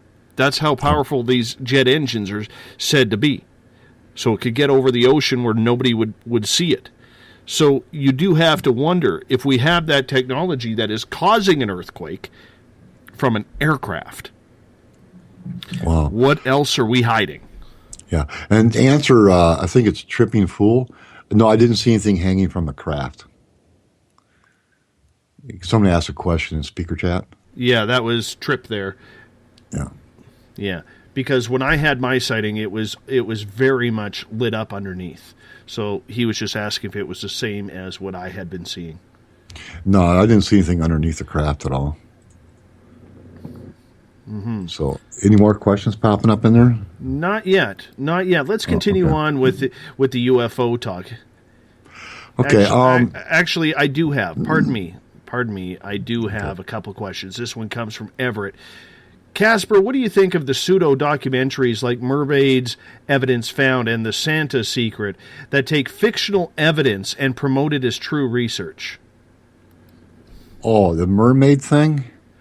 I watched that actually. When I was in Wisconsin, I laughed and laughed, because it was so absurd, and they admitted it was fake, but people still ran with it. Yeah, it's weird because you see people put stuff in a documentary style format to try and make it believable. I think the Blair Witch Project had a lot to do with that, kind of like nudge that along a little more. By the way, I've never seen that movie, The Blair Witch Project. Never saw that. Scared the hell out of me. I know a lot of people laugh when I say that, but it literally scared the hell out of me, that movie. Yeah, that movie actually shut down a friend of mine's website. Really? Yasmin Glenore. She's a pagan author, Wiccan kind of thing, and I think she's probably with Berkeley Books right now or Penguin, something like that. She's a best-selling author in New York Times now, but at the time she was writing nonfiction, and somewhere, I don't know if it was in the film or somewhere, they made a reference that they used some of her books for research, and it actually shut down her server because she got so many hits, so many visits. off that movie. It was really weird because they mentioned her books used for research or something of that sort, but it shut down our website because they got so many hits. But that was years ago. Internet's different now than it was then. But yeah, it was. Oh, kind of lost track of where we were. Sorry about that. No, that's all right. But Everett does have a point. There's a lot of people who, in this cryptid field, that want to make everything seem real, almost like this whole Mandela effect. At one point, Santa Claus is real, the next minute he's not. At one point, there's 6 people in JFK's limousine, and in the original film, there's only 4 of the Zapruder film. So it seems like people are trying to take advantage out there of society's play on minds. Yeah, and I post this up in social media once in a while. It's up on my website. If researching conspiracy, aliens, and other topics, don't believe everything you hear, watch, and read. You need to keep an open mind, yet you need to use critical thinking. You can't believe everything you see, hear, and read. And people making these documentaries like that, and I had a lot of them that all kind of step back and go, I don't know. And now we got, and the thing with the fake news stories that are popping up, they're talking about it now. Fake news has been around for a long time. And I watched the news faked one time for national television. And I watched it actually faked. But at any rate, I'll tell you about that in a second. But these fake news stories, and now all of a sudden, you've got Google and Facebook and everything that are now starting to censor a little bit. And, we don't want this to become an excuse to censor everything. And at the same point, you got to be real careful. If the story sounds, if you hear something popping up on social media, one is that what's going on in society around it.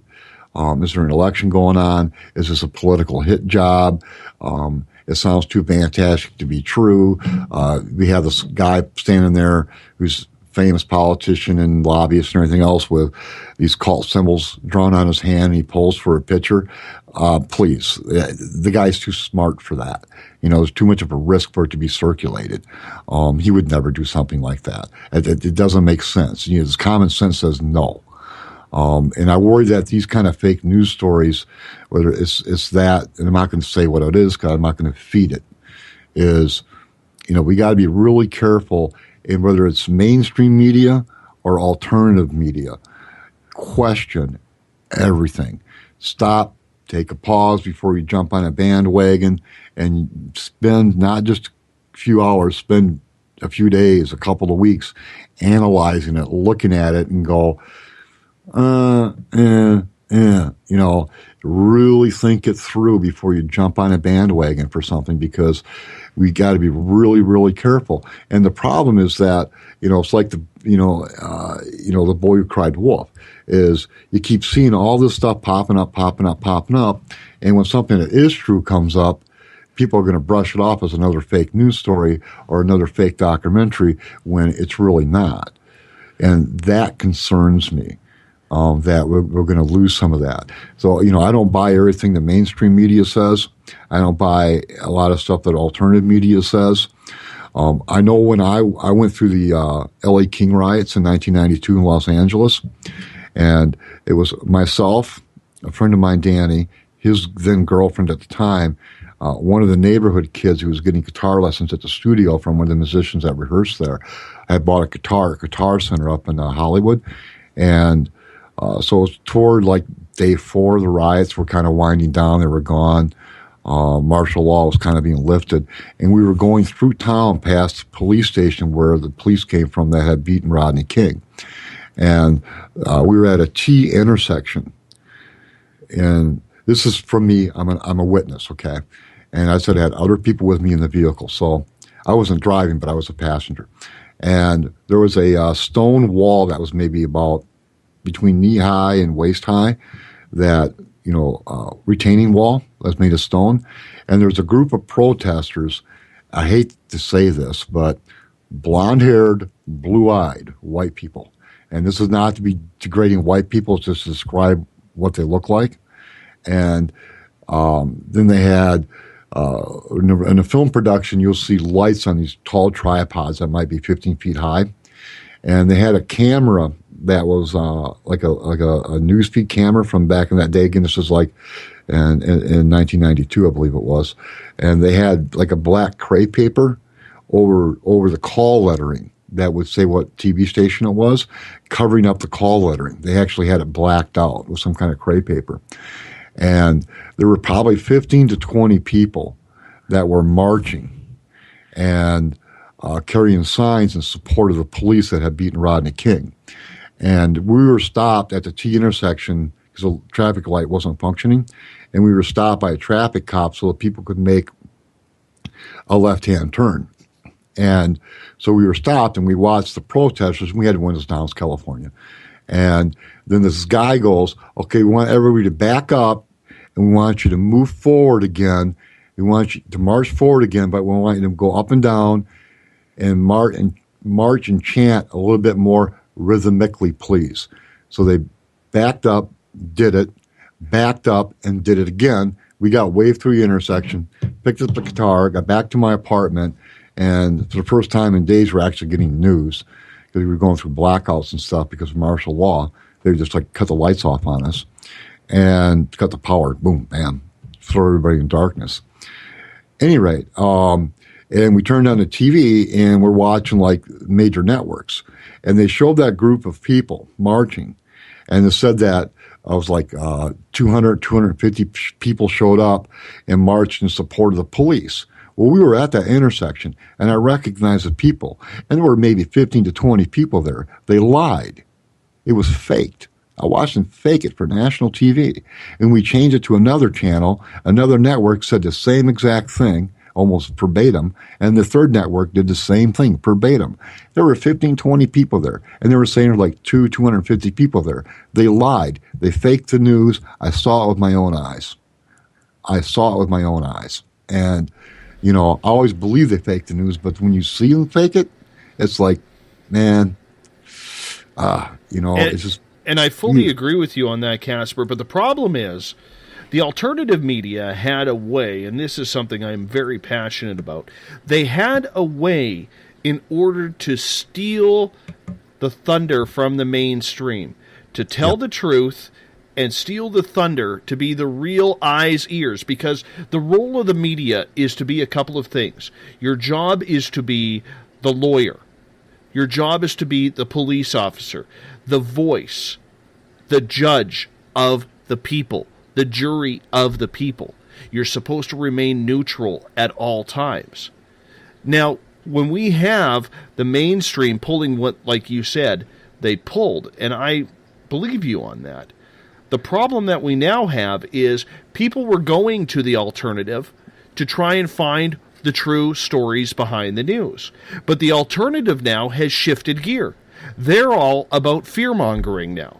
They're all about how you're getting screwed as a person, how you're being affected. You know, you better dig down, collect as many guns and bullets as possible, and water for rationing and everything like that, because they're coming to get you. The boogeyman is coming to get you. And now the public, out of fear, has absolutely nowhere to turn because their voice has been shut down in the public eye. Yes. And, you know, this is a crazy thing. And I mentioned this to a few people, and I have some theories on this, but is, you know, we had a candidate in the United States who's now president-elect. And you know, and one of his big things was Second Amendment, which is the right to bear arms. But at the same point, he wanted to expand what's referred to as stop and frisk, where police can stop and frisk somebody just because they feel like it. They can do it because of the color of someone's skin, the way they're dressed, or just because they feel like it. And that violates the Fourth Amendment, which is unlawful search and seizure, which really began during the drug wars. But that is going on. And in New York, it was going to the courts, and then they changed mayors or something, so they stopped the process, so it never made it to the Supreme Court. at some point it will. But we had a presidential candidate who's like going, oh, and I believe in the Second Amendment, and Obama's taking away your guns, which never happened, and this, that, and the other thing. But then he wants to expand stop and frisk nationwide. Then he wants to take and give state and local law enforcement NSA capability to spy on people at a local and state level, and in violation of the further violation of the Fourth Amendment. It's already being violated, but now they want to violate it even more. And you have these alternative medias, and some of these people, I'm not going to say who they are, were just like, we're against the New World Order and against this and against that and the New World Order and these Satan worshipers and everything else. And, we believe in the Constitution, but yet they're endorsing a candidate who, Second Amendment, that's great, but completely wants to shut off the Fourth Amendment and do away with it. And I'm scratching my head going, how can you endorse somebody who wants to do away with the Fourth Amendment of the Constitution of the United States and claim that you're fighting a New World Order? That makes no sense to me at all, because, a New World Order is total control. This is an interesting point. I'm just going to mention this real quick. Is George Bush Sr. in the Gulf War introduced the world, or the United States specifically, to the New World Order. He did it first from behind the Oval Desk, speaking to the American people about why they're going to war for Kuwait and Saddam Hussein. Then he did it before a joint session of the House and Congress. Then he did it for a third time at the United Nations. And he actually used the phrase the New World Order. And just an interesting notation that when Peter denied Christ, he did it 3 times. My friend, we're going to hop out for a break. We'll continue this chat with Casper Parks. 2 hours down, 1 to go, right after this on Spaced Out Radio. The SOR Sightlines is a place for you to find answers to your strange experiences. Hi there, this is Mike Schmidt. If you have had an encounter with ghosts, UFOs, Bigfoot, ETs, or anything else that doesn't make sense, head to spacedoutradio.com and file a Sightlines report. All information you give is 100% confidential, and I will personally help you find the answers you need. SOR Sightlines, your answers are a click away.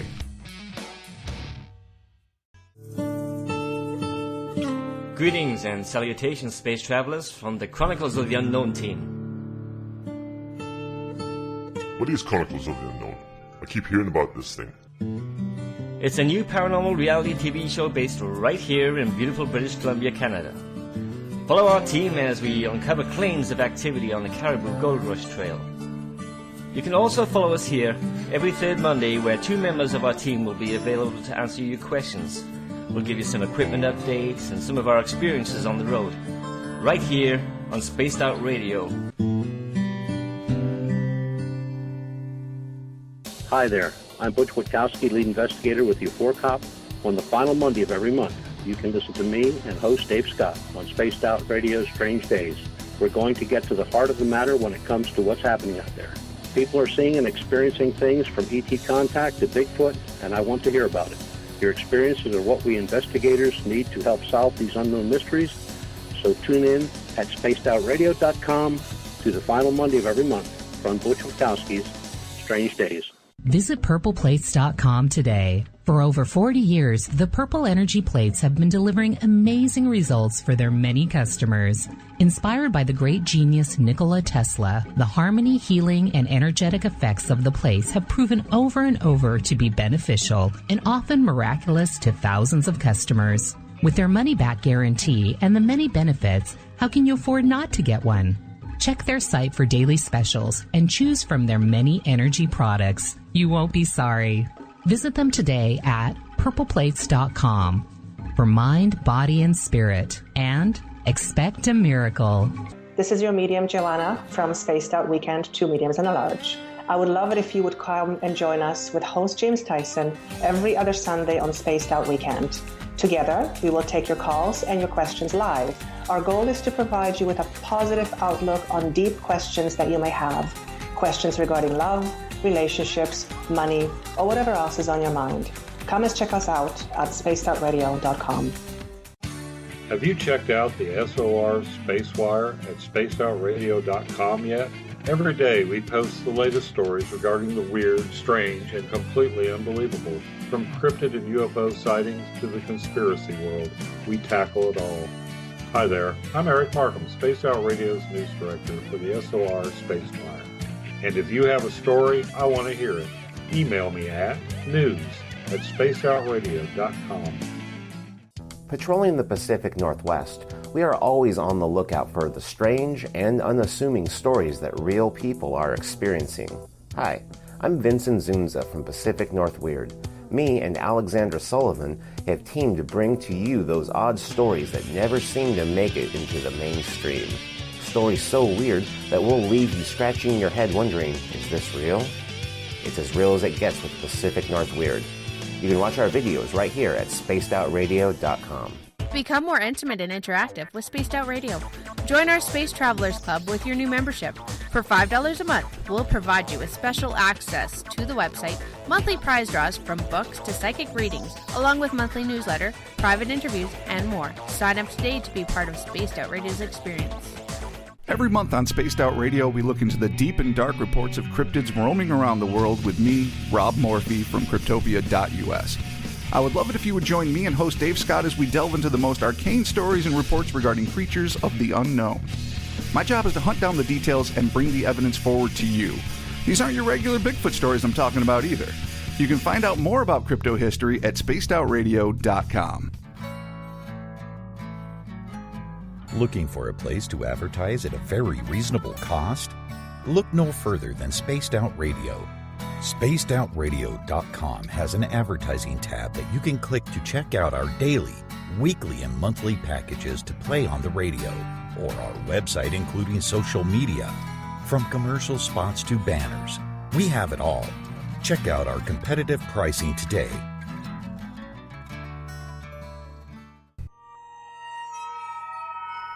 You hear footsteps in the empty room above you. A rocking chair begins rocking by itself. Don't be afraid of the things that go bump in the night. Reach for Spirit Storybox, the iPhone app the Huffington Post UK called the only ghost hunting app you will ever need.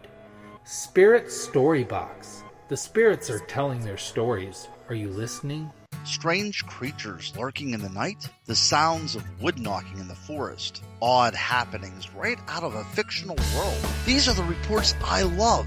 Hi there, this is author Ronald Murphy, and I would love it if you join me and Spaced Out Radio host Dave Scott the second Wednesday of every month on our journey into the unknown land of cryptozoology at spacedoutradio.com. From Mothman to Frogman and everything in between. Hey, they don't call me the crypto guru for nothing.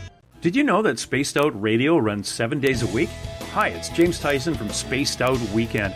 Every Saturday and Sunday night, starting at 9 p.m. Pacific, midnight Eastern, you can join me and my guests for some great chatter about what's going on out in the universe, or even in that dark part of the basement you really don't want to go back into. Well, let's find the answers to your experiences together. So come on up to Uncle Jimbo's cabin on the weekend. For more information, look us up at spacedoutradio.com.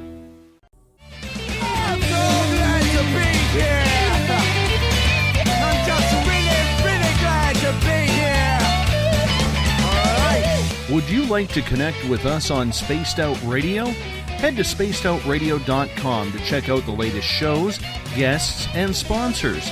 And don't forget to sign up for the Space Travelers Club. You'll find all you need at spacedoutradio.com.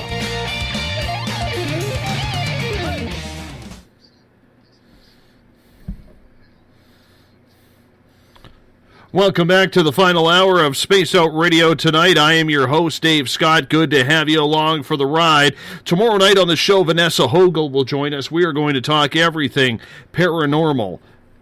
It's going to be a lot of fun as we wrap up our final show before we take a Christmas break. I do want to remind listeners there will be no broadcast this weekend on Space Out Weekend due to the Christmas holidays of Christmas Eve and Christmas Day. I will be back on the 26th, Boxing Day up here in Canada, and we will run it right through the week before there is another weekend off for Spaced Out Weekend with New Year's Eve and New Year's Day, because Uncle Jimbo and Elizabeth Anglin, they'll need some recovery time after a good, solid 2017 start. If you want to follow us on Twitter, you can do so at Spaced Out Radio. Give our Facebook page a like, Spaced Out Radio Show. On Instagram, I can be followed at Dave Scott SOR. Subscribe to our YouTube channel, Spaced Out Radio Show. Tune us in on TuneIn. Download this show and others on iTunes, and our website is spacedoutradio.com, where we have a plethora of features for you to check out on a daily basis, including the SOR Space Travelers Club. It's only $5 a month, so make sure you check out our website today. We want to welcome in everyone listening in on the Double R machine. Yes, Revolution Radio is a donation station financed by you, the valued listener. Do us a favor, visit freedomslips.com and donate today. If you're listening in on the United Public Radio Network, live on 107.7 FM in New Orleans and over 160 countries around the world, it's good to have you along for the ride. Appreciate you taking the time. Bill Cardwell has set the password for the SOR Space Travelers tonight. Theodiphenylamine. Theodiphenylamine. I think that's it. I don't know. But it's a password nonetheless. You as a space traveler know how to use it, so use it wisely. Tonight we are talking with Casper Parks. His website, CasperParks.com. He is a sci-fi author. You can find any of his books on Barnes & Noble, Amazon, his website. Casper, welcome back. Thanks. I want to shift gears just a little bit. Earlier we were talking before the first break. We were talking about biblical prophecy and stuff. And right now there's, with the incoming administration, they're talking about moving, whether they actually do it or not, who really knows. They're talking about moving the U.S. Embassy from, I think it's Tel Aviv, to Jerusalem. And if they do that, that's going to create a lot of hostility with not just the Palestinians, but the Arabs in general. Where Solomon's, this is where people believe, where Solomon's temple was believed to have been, currently is a Dome of the Rock, which is a Muslim mosque that's been there for about 500 years. For biblical prophecy, if some people believe that, it says this, for Jerusalem or the Israelis to rebuild Solomon's temple, that Dome of the Rock, the Muslim mosque, can't be there. It either needs to be destroyed or it needs to be moved, or they need to find another location, say Solomon's temple was over there. If the U.S. moves the embassy from Tel Aviv over to Jerusalem, that could create a minor conflict in the area in which the Dome of the Rock is destroyed. If some people believe in the 3.5 years of false peace, 3.5 years of war being a tribulation, that could be something that moves the United States out of the Middle East peace process because of what they did. And then it would be kind of more the European Union, Russia, and China to try and negotiate a peace over there with the Arab nations. But it's just a notation that may or may not happen. But I can see a lot of trouble getting more trouble in the Middle East in the very near future. And I'm just kind of watching that a little bit. That's not to say it's going to happen. It's just something to watch to see, how that plays out. It's real interesting.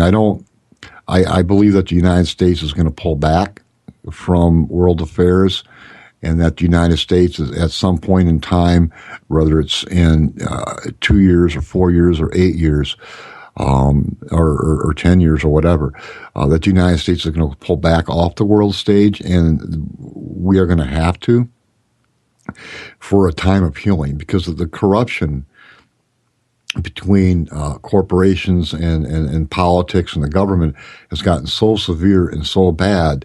There's going to be a point in time where we have to turn inward to heal and bring that all to an end. And when that happens, if it happens, I think the U.S. is going to have to turn inward for a time to heal and pull off the world stage, whether we're forced off or do it willingly or a combination of the two. I see that coming down the road in the near future. So that's something that I would keep an eye on, to watch and see what happens. You can't believe everything that's coming out of mainstream media. You can't believe everything coming out of alternative media. The people that are controlling things are so corrupt The politicians, many of them, are so corrupt, and the corporations are so corrupt that these people can be ruthless with what they do. And if they see the alternative media as and turn it into a tool or a weapon, we made a conversion in the United States. I don't know if Canada did this or not, where we went from analog broadcast television to high def. And then the analog frequencies have been locked up, and by now they should have already been auctioned off to the telecom companies to have wireless internet and for cell phone use, something other than the microwave transmissions. But that hasn't happened yet. It's still going through the process. But with high def television, my question is, and I don't know that this is happening, don't know that it's not, but it's like you said, there's technologies that exist that we don't know a whole lot about, and depending upon what channel you're watching, there could be some type of MK Ultra or mind control that's being broadcast to this high def because, the effects of it are a lot stronger than what they would have been through analog because you're dealing now with a high def. And even if these subliminal messages are there, it might be so advanced to get in there into the and pull it out of the broadcast so you can actually see it might be virtually impossible. We don't know that that's going on, but we don't know that it isn't. But when I look at the level of the stress in the United States right now, it's like people have this mindset of left and right, and there's a group in the middle. And, my concern is, one, some people just simply get wrapped up and no matter what, their person's always right, never wrong. And if there isn't maybe a little bit of some type of mind control going on through high def or something like that, I don't know there is, but I don't know there isn't. But I'm looking at everything, and I like to feel the pulse of society. But when I'm looking at that going, is there something going on that's taking this far right, far left, and making it even, make it even more intense than what it was. I don't know if that's real or not real, but it was just something I've been thinking about a lot lately, and I thought about when they first moved to high def, was they could put some subliminals in there that we could never detect because it's high def, to try and create strife or whatever. We really don't know what's going on entirely. We really, really don't know. Really what's going on. But we need to be positive about the future. And, there's going to be problems. There's going to be strife. Mankind always has that. And sometimes in strife and stuff, we get our best technological advances and leaps. When you look at the migration of humans from Europe into the Americas, you had displaced the Native Americans, but we had a lot of advances because, people were moving, and war does this too, but we had a lot of advances come forward for that because people had a lot more freedom, to move around. So it's a migration of people. But yeah, I try to keep an eye on things and see what's going on. But I really believe the U.S. is going to pull off the world stage at some point in the near future, being no later than 2030, 2035 would be my guess. I don't think we can keep on the path we're on now for much longer than that. But anyway, you can't. I'm sorry to cut you off, but you can't keep up the pressure when everybody is starting to finally see through the curtains. Yeah, and the thing is, the Federal Reserve is not federal; it's privately owned, and they only print so much money. It's supposed to be matched with gold bars, and we have more billionaires now than we've ever had, and these people are hoarding. I'm going to repeat that word. They're hoarding the money at the top. They're holding on to it. You got people, I'm worth 10 million, I'm worth 9 billion, I'm worth 10 billion or whatever. Okay. These people, they're worth that kind of money. Okay. They're hoarding the money at the top, which is keeping wages down. People are struggling financially. You have more young adults moving back in with their parents because they can't afford to pay rent. They can't afford to save money for a down payment. If they do, they can't afford a mortgage because their student loans are so high in the U.S. They owe so much money.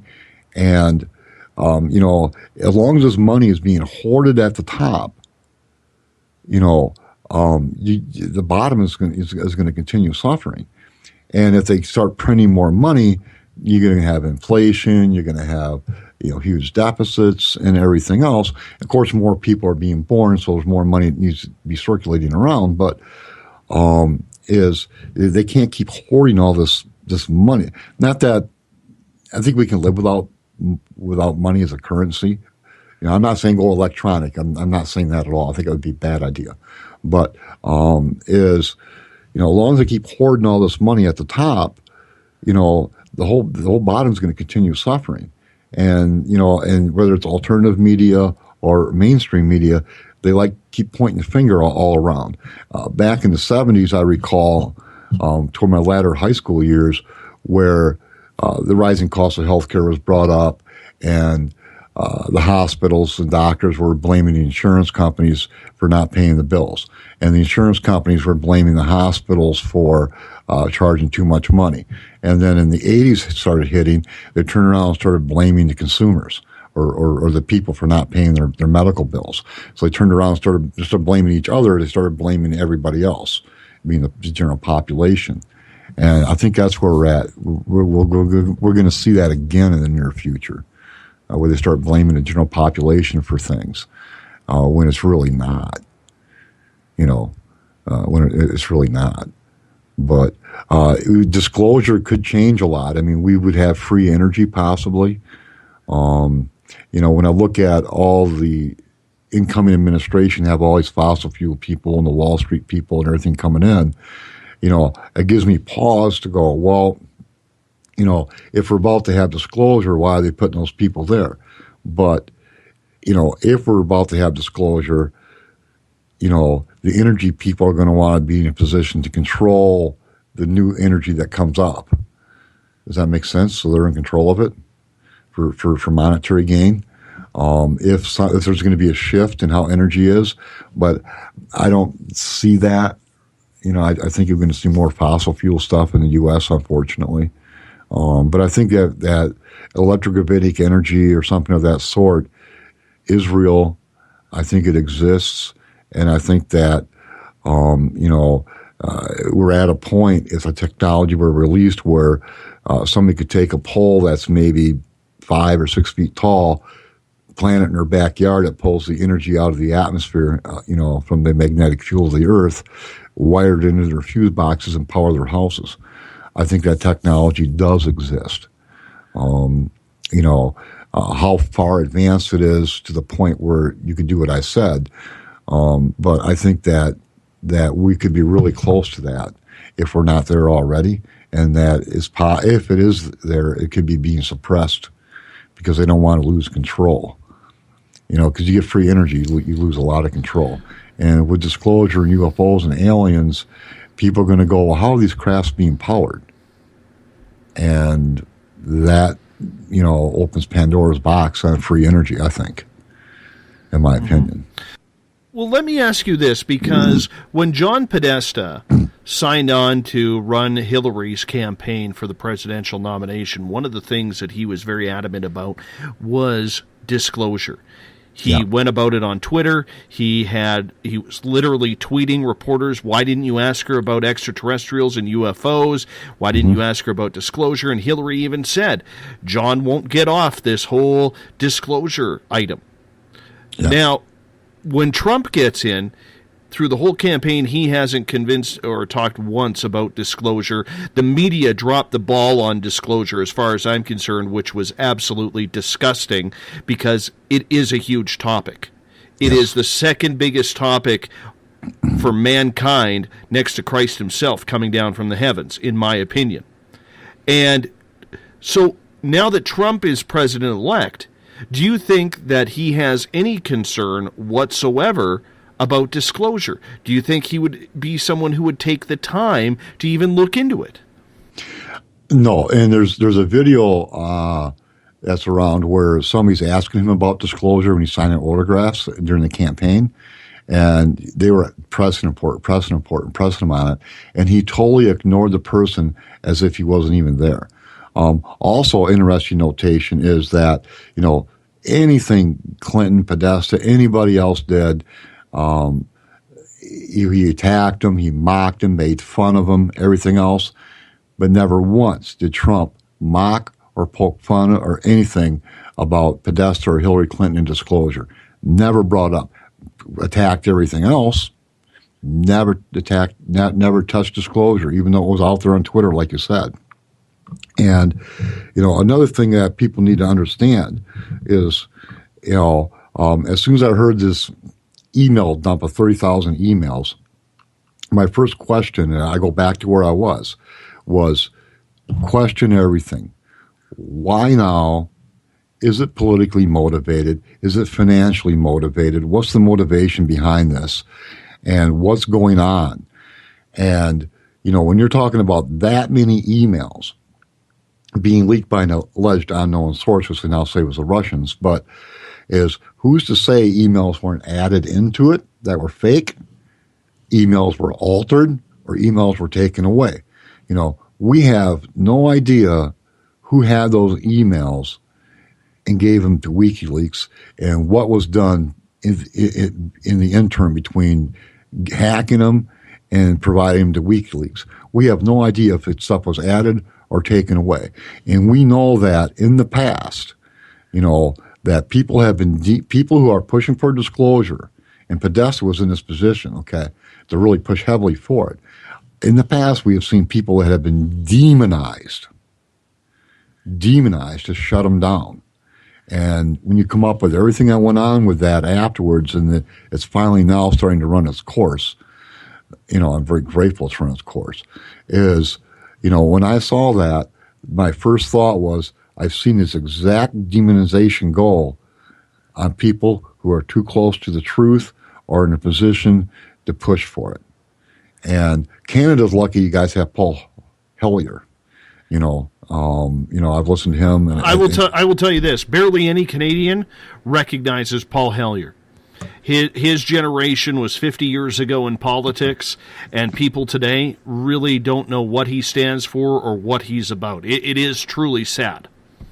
Yeah, and other than him, I've seen a lot of people that are pushing for heavy disclosure, and if they don't want to silence them through whatever, same way maybe Kennedy is that they'll demonize the person, and as soon as everything popped on these emails, first thing I questioned what was added, what was taken away, what was altered, if anything was done to them. There's too many questions right there. Therefore, the vast majority of it I'll discard because I don't know what's true and what's not true. And then all of a sudden you start, all this demonization comes up, and Podesta was pushing for heavy disclosure. How do I know, how does anybody know that these were altered or faked simply to demonize somebody? We don't know that. And, we don't know who had these emails prior to giving them to WikiLeaks. We don't know if something was added or not. We have no idea. We have no idea at all. We have none. And, you look at Michigan, for example, where the vote between Clinton and Trump was 10,700. And then you have a guy, his name was Stephen, the last name started with a W. I think he's from University of Michigan. I might be incorrect in that, but he was a computer scientist. And noticed an anomaly in 2 or 3 districts. And if a computer scientist said there was an anomaly, then he approached Clinton and said, hey, you need to request a recount by hand. And the Clinton camp, for some unknown reason, initially said no. So then he went to the Green Party and Jill Stein, because the guy was obviously concerned. He saw an anomaly and went there, and Stein goes, okay, we had 1% of the vote, but we can legally do a recount. And so they go in and do it. And then the Michigan legislature, which is Republican controlled at this time, goes in, changes the law about how recounts are done what the percentage you have to be able to have to declare demand a hand recount, changes the law and makes it retroactive, meaning it went against the Constitution and made it retroactive. Well, you really can't make something retroactive for something that's already happened, which was the election. But they did it anyway, and they halted the hand recount. And I'm not saying that this happened. I'm not saying it did or it didn't. But that vote was pretty close. And when the vote's that close, I don't care if it costs $3 million, you need to do a hand recount. And, we don't know if those because these were the paper ballots that were filled out and then put into the machines, and the machines did an optical read. And there's computers in there and software. We don't know this to be true or not to be true. We have no idea.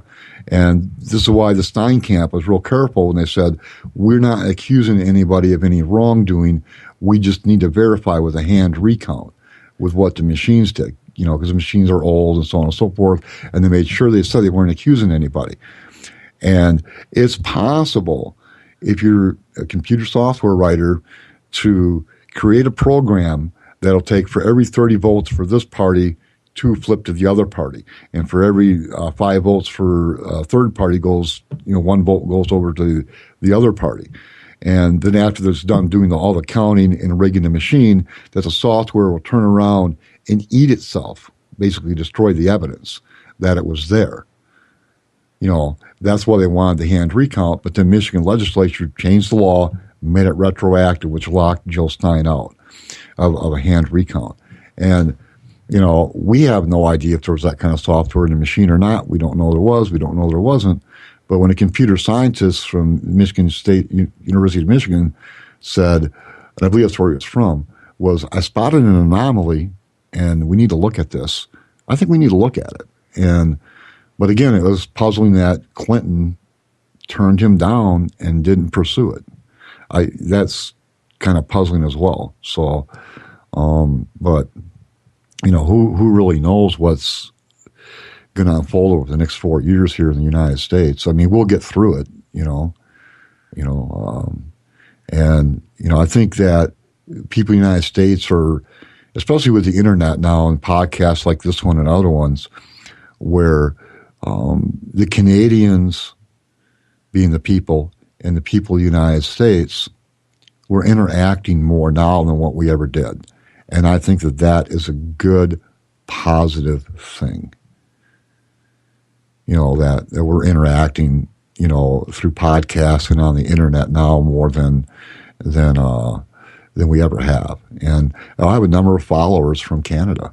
And, I'm very, excited about that. I like that. To me, that's really cool, And, but I think I'm glad that we're communicating more now as the citizens of each country are communicating more.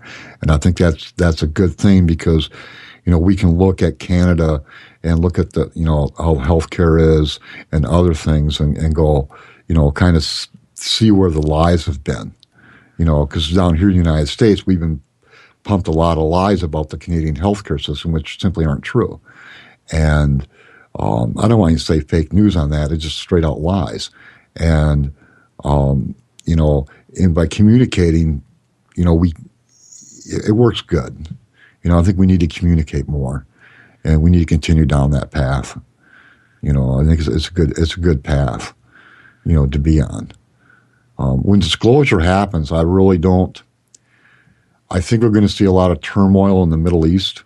I think, Catholics and the various Christian offshoots, the Reformed and the Methodists and all that. On the far evangelical end, maybe with like the Pentecostals and people that are way off on the evangelical side, they might have some minor issues. But I don't think it's going to be the violent issues. But I think we're going to see, if disclosure occurs, whether it's by accident or by design, in the Middle East, we're going to see a lot of problems. And especially if it comes up with the issue of alien contamination, because, you know, they might look at one specific religion and go, that's the result of alien contamination. And, of course, that religion is going to call the aliens demons and everything else. And I think we're more prone to see that coming out of the Middle East than we are out of the United States or Canada or Australia or New Zealand or something of that sort, or Mexico or even South America. I think we're prone to see more violence as a result of disclosure in the Middle East than we are elsewhere. And we have discussed that ad nauseum here. What would disclosure do to the public? I don't think personally the public is ready for it. You know, because there is so much that has to happen in regards to disclosure. From you're going to have to warn every religious community because of what they have said over the years about any type of alien contact being evil. You know, we're going to have to worry about the economies. We're going to have to worry about a high suicide rate, because there's a lot of cults out there. There's a lot of people who think that this is the start of doomsday. You know, it could get very, very ugly. You're also going to get people who are going to say, you know what, let's start anarchy, because obviously what we've been told is a lie, so I'm going to go trash government buildings, I'm going to go trash stores, I'm going to go steal shoes and couches and televisions and candy and food, you know, and I think that when it comes to disclosure, not trying to play a fearmonger here, but I really am seeing a dark side to it rather than the bright side. And I realize for a lot of people who have been researching this, including Stephen Bassett from the Paradigm Research Group, I do not believe for 1 second that the public is ready for any type of disclosure. Okay, because the majority... Well, exactly, but the majority of people are still in the mainstream. They're not listening to the alternative. They're not listening to this radio show or other radio shows like it. They're not listening to podcasts or watching the television shows. The mainstream media isn't covering it. I mean, think about how all you have to do when you think about this subject, Casper, is look how the mainstream media reacted to when John Podesta was egging them on to talk to Hillary about disclosure. They barely covered it. And like I said, the second biggest story in mankind's history. Second biggest. Yeah, my book, Coming from Darkness, is about the aftermath of disclosure. And, you know, in that book, part of the concept was, what do you do with all the former alien abductees? And, you know, and part of the premise of the book was people were afraid of them, and so they put them in internment camps. The former alien abductees. It's a really good story, but you know, that's about the aftermath of disclosure. In the book, I make reference to church burnings and things of that sort, and some, you know, the Middle East being volatile. But some people are ready for it, some aren't. I think the younger generation right now that are under, I'm going to say under the age of 40, maybe. You know, well, I'm almost 60, you know, and there's not a lot of us that are ready for it. But you have more people per capita or percentage-wise under the age of 30 or 40 that can handle disclosure as the older people. And as the older people die out, you know, and they might be waiting for that shift of, you know, this age bracket that's coming up now that are like, you know, grade school, teenagers, people in their early 20s, millennials, whatever generations were just before that one, you know, they're the more populous. But that could be 20 or 30 years away. Do you think that's a possibility? I think it could be, as long as the media gets their heads out of their asses. Okay, and you know, it's funny because we've been talking about the way the mainstream media has acted recently, and we literally, or the other day, I literally saw an article of Christine Amanpour, the famous CNN reporter who has been in every world hotspot, basically saying that journalism in television, newspaper, and radio really needs an enema. That there's no journalism anymore. Everybody is feeding everybody, and the quality of journalism has gone right down the toilet. And she was right. And everybody out there who has an interest in that, go to YouTube and check that out, because she's right. I'd like to propose a question. And this isn't necessary to attack a religion. I'm just going to use this as an example. So this isn't to specifically attack it. It's just kind of as an example. Let's say that, and I'm not saying this president coming up, maybe the one after that, but I'm not saying this president-elect coming up, but let's say that, at a press conference, you had a president suddenly come up, and he would almost have to do this out of the blue because, if he's in the loop or not in the loop, whatever, if he's going to do what I'm saying, I'm sure they're going to kill his family or kill him or something. So he'd almost have to do it at a live press conference. But for him to come out and do a disclosure. But if he did a disclosure this way, where he goes, let's say hypothetically he does it. Oh, I'm so afraid to say this because people are going to take it wrong. But I'm going to take a breath and go forward. Okay, so let's say you have a president at a press conference, and he's doing his thing, and he goes and says, okay, the Arab nations, you need to get your act together, unify your militaries, and take care of your radical religious extremists, because your religion is a direct result of an alien contamination, where you were introduced to a religion and it was done by aliens and it was a contamination, whether it was done deliberately or accidentally. And if a president was standing and did that type of a press conference and that was his form of disclosure, I think that would really throw the world for a loop. But I don't see that happening either. But can you imagine the aftermath of something like that? It's almost frightening. It'd be a lot of turmoil all over. You're right. Add to the fact, if you want to talk disclosure for a moment, I'm curious to get your thoughts on this. What do governments like the United States or Russia do if disclosure happens? Let's say a group of Pleiadians land their TR-3B right out the middle of the White House lawn, or whatever they fly, because I know I'm going to be corrected on that.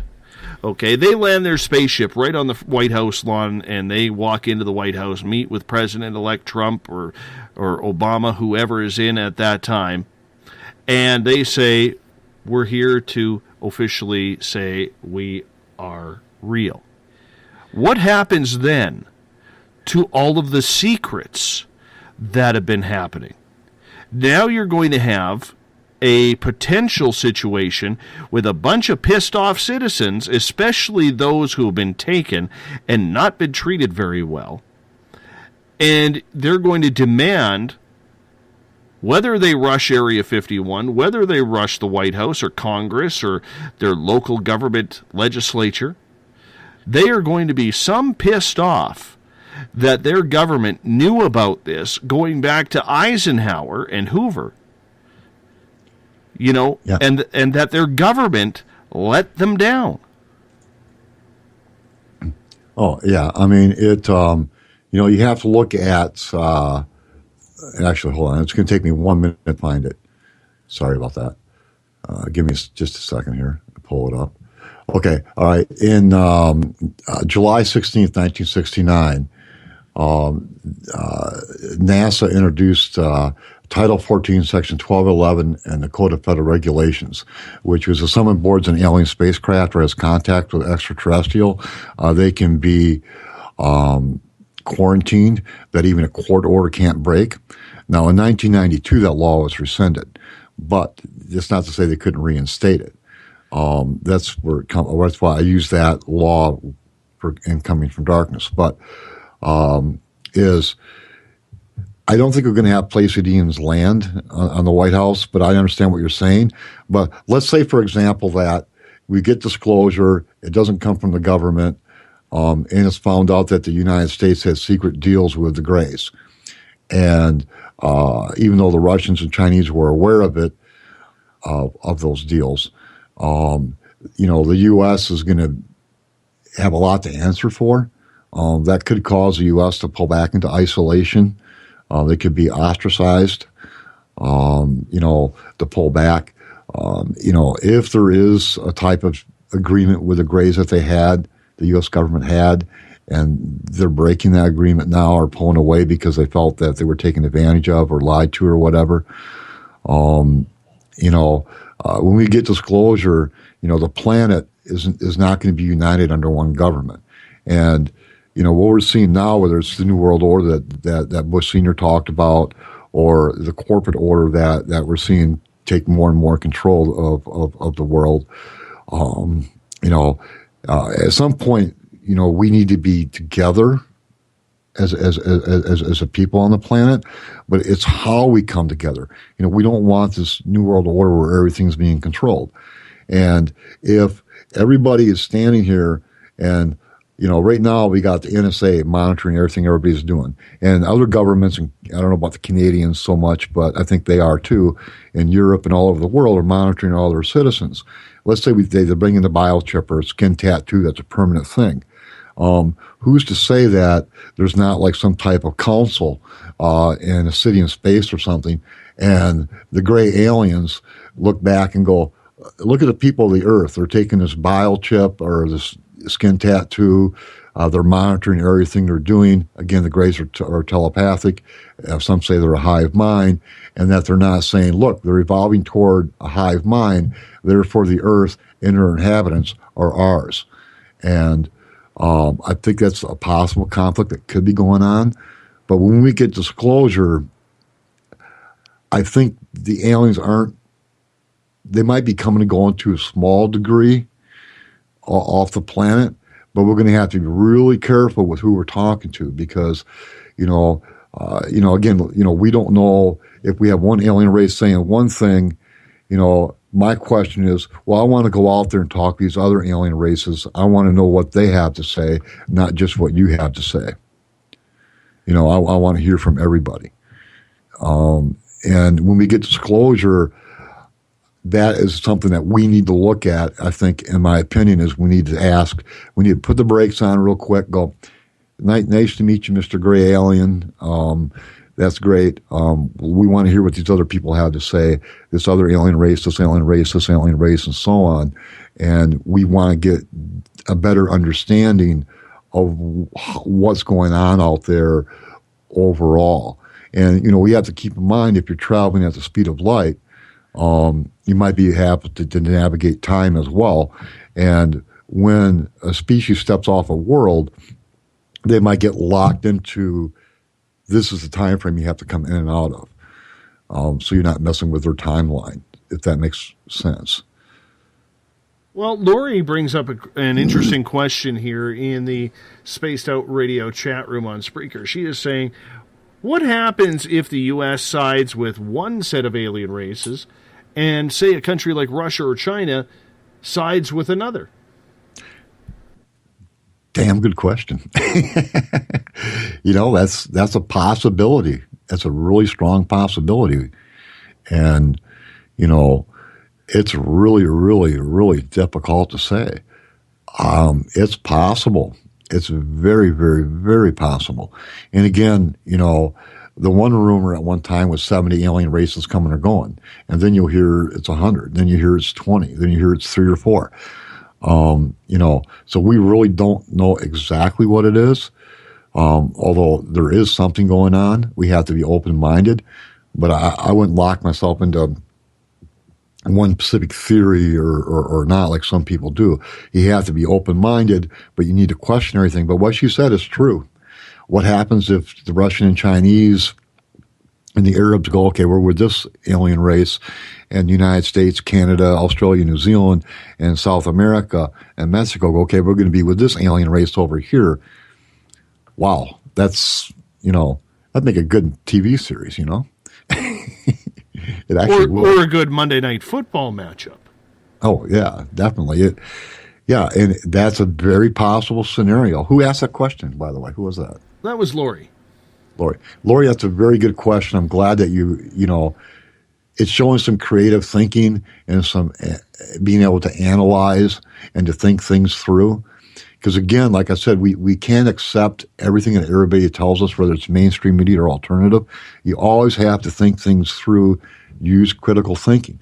But without without the alternative media that we have here, you're not going to hear all these other voices, whether it's me or somebody else that throws out various theories or say, well, this is fact, and they go on there and they talk about it like it's fact, but they don't have hard evidence to back it up.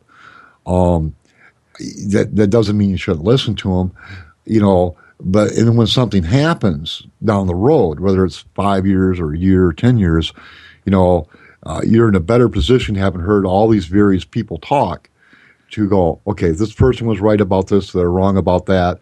This person was, wrong about that, but right about that. Or this person was completely out to lunch. I don't know where they were. But it puts you in a better position by listening to alternative media as things unfold in the future to analyze it. And that's why I think her question was extremely good. And,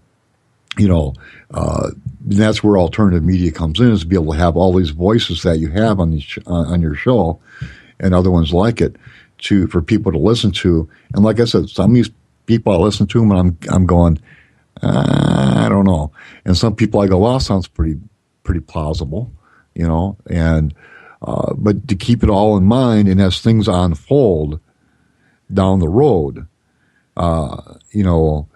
and its disclosure happens, you're in a better position, having heard everybody talk, to analyze it, and use some critical thinking. And I think where we're at now is we're educating ourselves and we're exploring the possibilities of what a broader reality is going to have for us, because we really don't know until we're out there, and I don't think, once we step off the planet, get toward Mars, Europa, I think that there's fish. In my opinion, I think there's life under the water of Europa or under the ice, some type of fish life. I think it's very possible there's fish life there. I think it's possible there's, if Mars is the desert the way it is, it doesn't mean that there's not some type of worms or insects that are surviving in the ground that are on Mars. We don't know that for sure yet. If you're following regular media versus alternative, if you're looking at alternative, we're already on Mars. But until we get out of the solar system itself, and was that the Kepler belt that's out there? I think it is. Yes, the Kepler belt. Yeah. And once we get past the Kepler belt, if you're following current mainstream media, then they're analyzing the things. Then I think it opens up. If you follow that perspective, if you follow the alternative media where there's stuff already going on, which I believe there is, I think when we start getting out toward Mars and Europa, we'll encounter it more. It's hard to say. When disclosure happens, I understand your concern, Dave, that it's going to be anarchy. And if we wait, another 20 or 30 years for a generation to age out, and for this generation that's current and coming up, because they're more ready for it, you're still going to have the religious extremists, that will never be ready for it. And, that narrative of trying to bring them into it, is really, but again, I go back to that, it's an eternal soul thing. I think that we do have eternal souls. So, I think there's a lot more at play than what people realize. If someone else had a question in there, I think. No, somewhere. I think we're good right now. I'm scrolling up and down here. In regards to what is being covered up, and in regards to how many times we have been visited, who is telling the truth? like I sit here sometimes as being part of the alternative media, and I try and figure out for myself what is the truth, who is telling the truth, who's a disinformationalist. I'm not someone who likes to parade around in the tinfoil hat, but it is getting tougher and tougher to try and figure out what is real and what isn't amongst not only the media, but along the ways of the public and the people speaking on these topics and the researchers as well. It is. And I know that sometimes I sound like I'm running the middle of the road. I'm playing it safe. And shows like yours that give people a voice who say, oh, I know this is going on because I'm in telepathic communication with, this alien race or that alien race, and they don't have any physical evidence. It's still okay to give them a voice. But at the same point, I'm more the kind of analytical mind where I'm not saying it's not possible. I'm saying it is possible, but it's hard to figure out what's true and what's not true. And that's why I was saying earlier was keep an open mind, use critical thinking. Don't accept everything everybody says at face value. Because right now we really don't know what's real and what's not real, but we know what we are in right now, that there's a broader reality waiting for us. And it's starting to unfold now. But like you said, who's disinformation, who's trying to make a buck, who's just simply doing it because they like to be famous, that sort of thing. For me, with my writing, it was very difficult. When I first went on the air with another podcast a couple of years ago, I was extremely nervous. Even though I'd worked in radio, I was still real shaky, and you could hear it in my voice. Now I'm a little more relaxed with it, but coming out and speaking about these topics, if a person gets too close to the truth, it's very possible that there's a shadow government or MJ-12 or whoever that'll go after them. They'll demonize them, they'll shut them down, they'll do whatever, to demonize somebody, to shut them down if they get too close to the truth. But, sorry, I have to cough there a minute. But yeah, I don't know. It's hard to say what's real and what's not real, Dave. I just say you have to listen, analyze it. And it's interesting, to listen to a lot of these people talk, and they have some really wild claims. And I won't discount all of them. What I look for is I look for consistency. What keeps popping up again and again. And even if some of these people take stuff that pops up again and again and they'll morph it or twist it into their own narrative. And we got to watch for that as well. Excuse me, where people are taking something that pops up over and over again, like the Greys or whatever, and twist it into their own narrative. But I do look for some consistencies where, that are pretty solid. And the abduction thing with the Greys is something that's fairly solid. I think that has been going on, and it continues to be ongoing. I think the abductions may be reaching a peak where they're going to start, if they haven't already, start declining. There's going to be fewer and fewer abductions. As things progress for us here,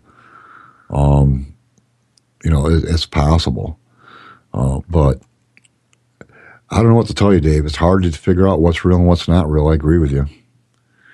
But it is a legitimate question.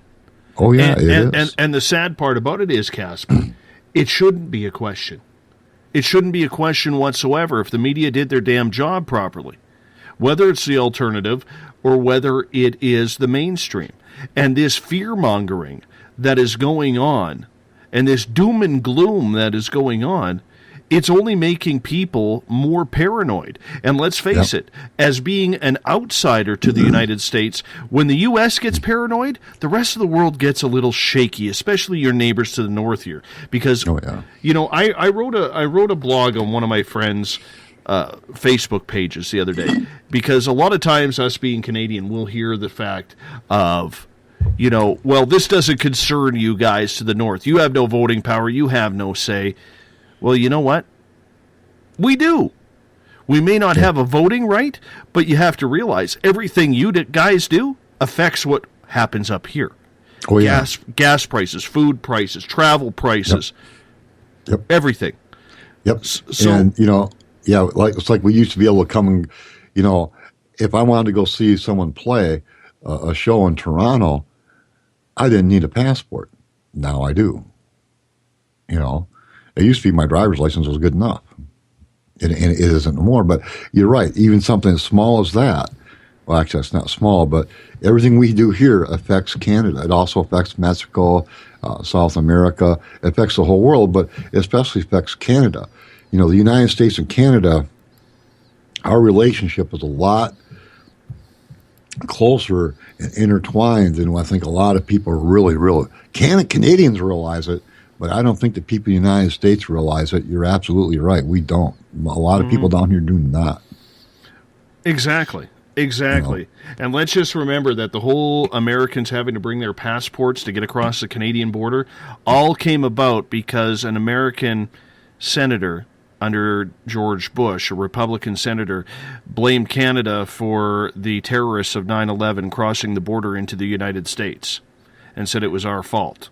So that's why Canadians now had to show passports going down to cross into the U.S. border, and we had to react the same way. Yep.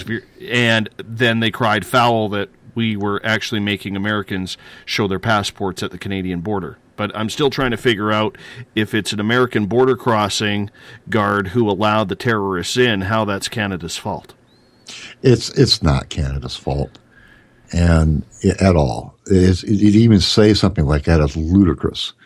And the United States and Canada have been so intertwined and so close for so long, and it's just to make that as accusations is ludicrous. And but it does what happens in the United States does affect Canada, and it affects the Canadian economy as well. And I remember when Canada years ago wanted to legalize cannabis. I think Bush was president. Threatened to make some kind of threats or something economically, and then Canada backed off it. Of course, now you guys are going to have it, but back under Bush, they made a threat, and then Canada backed off it. I don't know if you remember that or not. I do remember that. Absolutely. Yeah, and we have no business telling the Canadians what to do. In that respect, and but yeah. I want to get in. I want to get in one question here because we only got about 2 minutes left with you, Casper, and thank you so much. And this one comes from Darren, who's one of our newer listeners to this show, and he is asking. He wants to know why you think the aliens, keep abducting us. For what purpose? How many abductions do they need? If they're altering our DNA over a long period of time. To turn us into them, if that theory is true. I don't know it is or isn't. That would make sense that they're doing multiple abductions. And coming from darkness, some of the former alien abductees, and I don't want to give away the whole concept. I want to give away the story.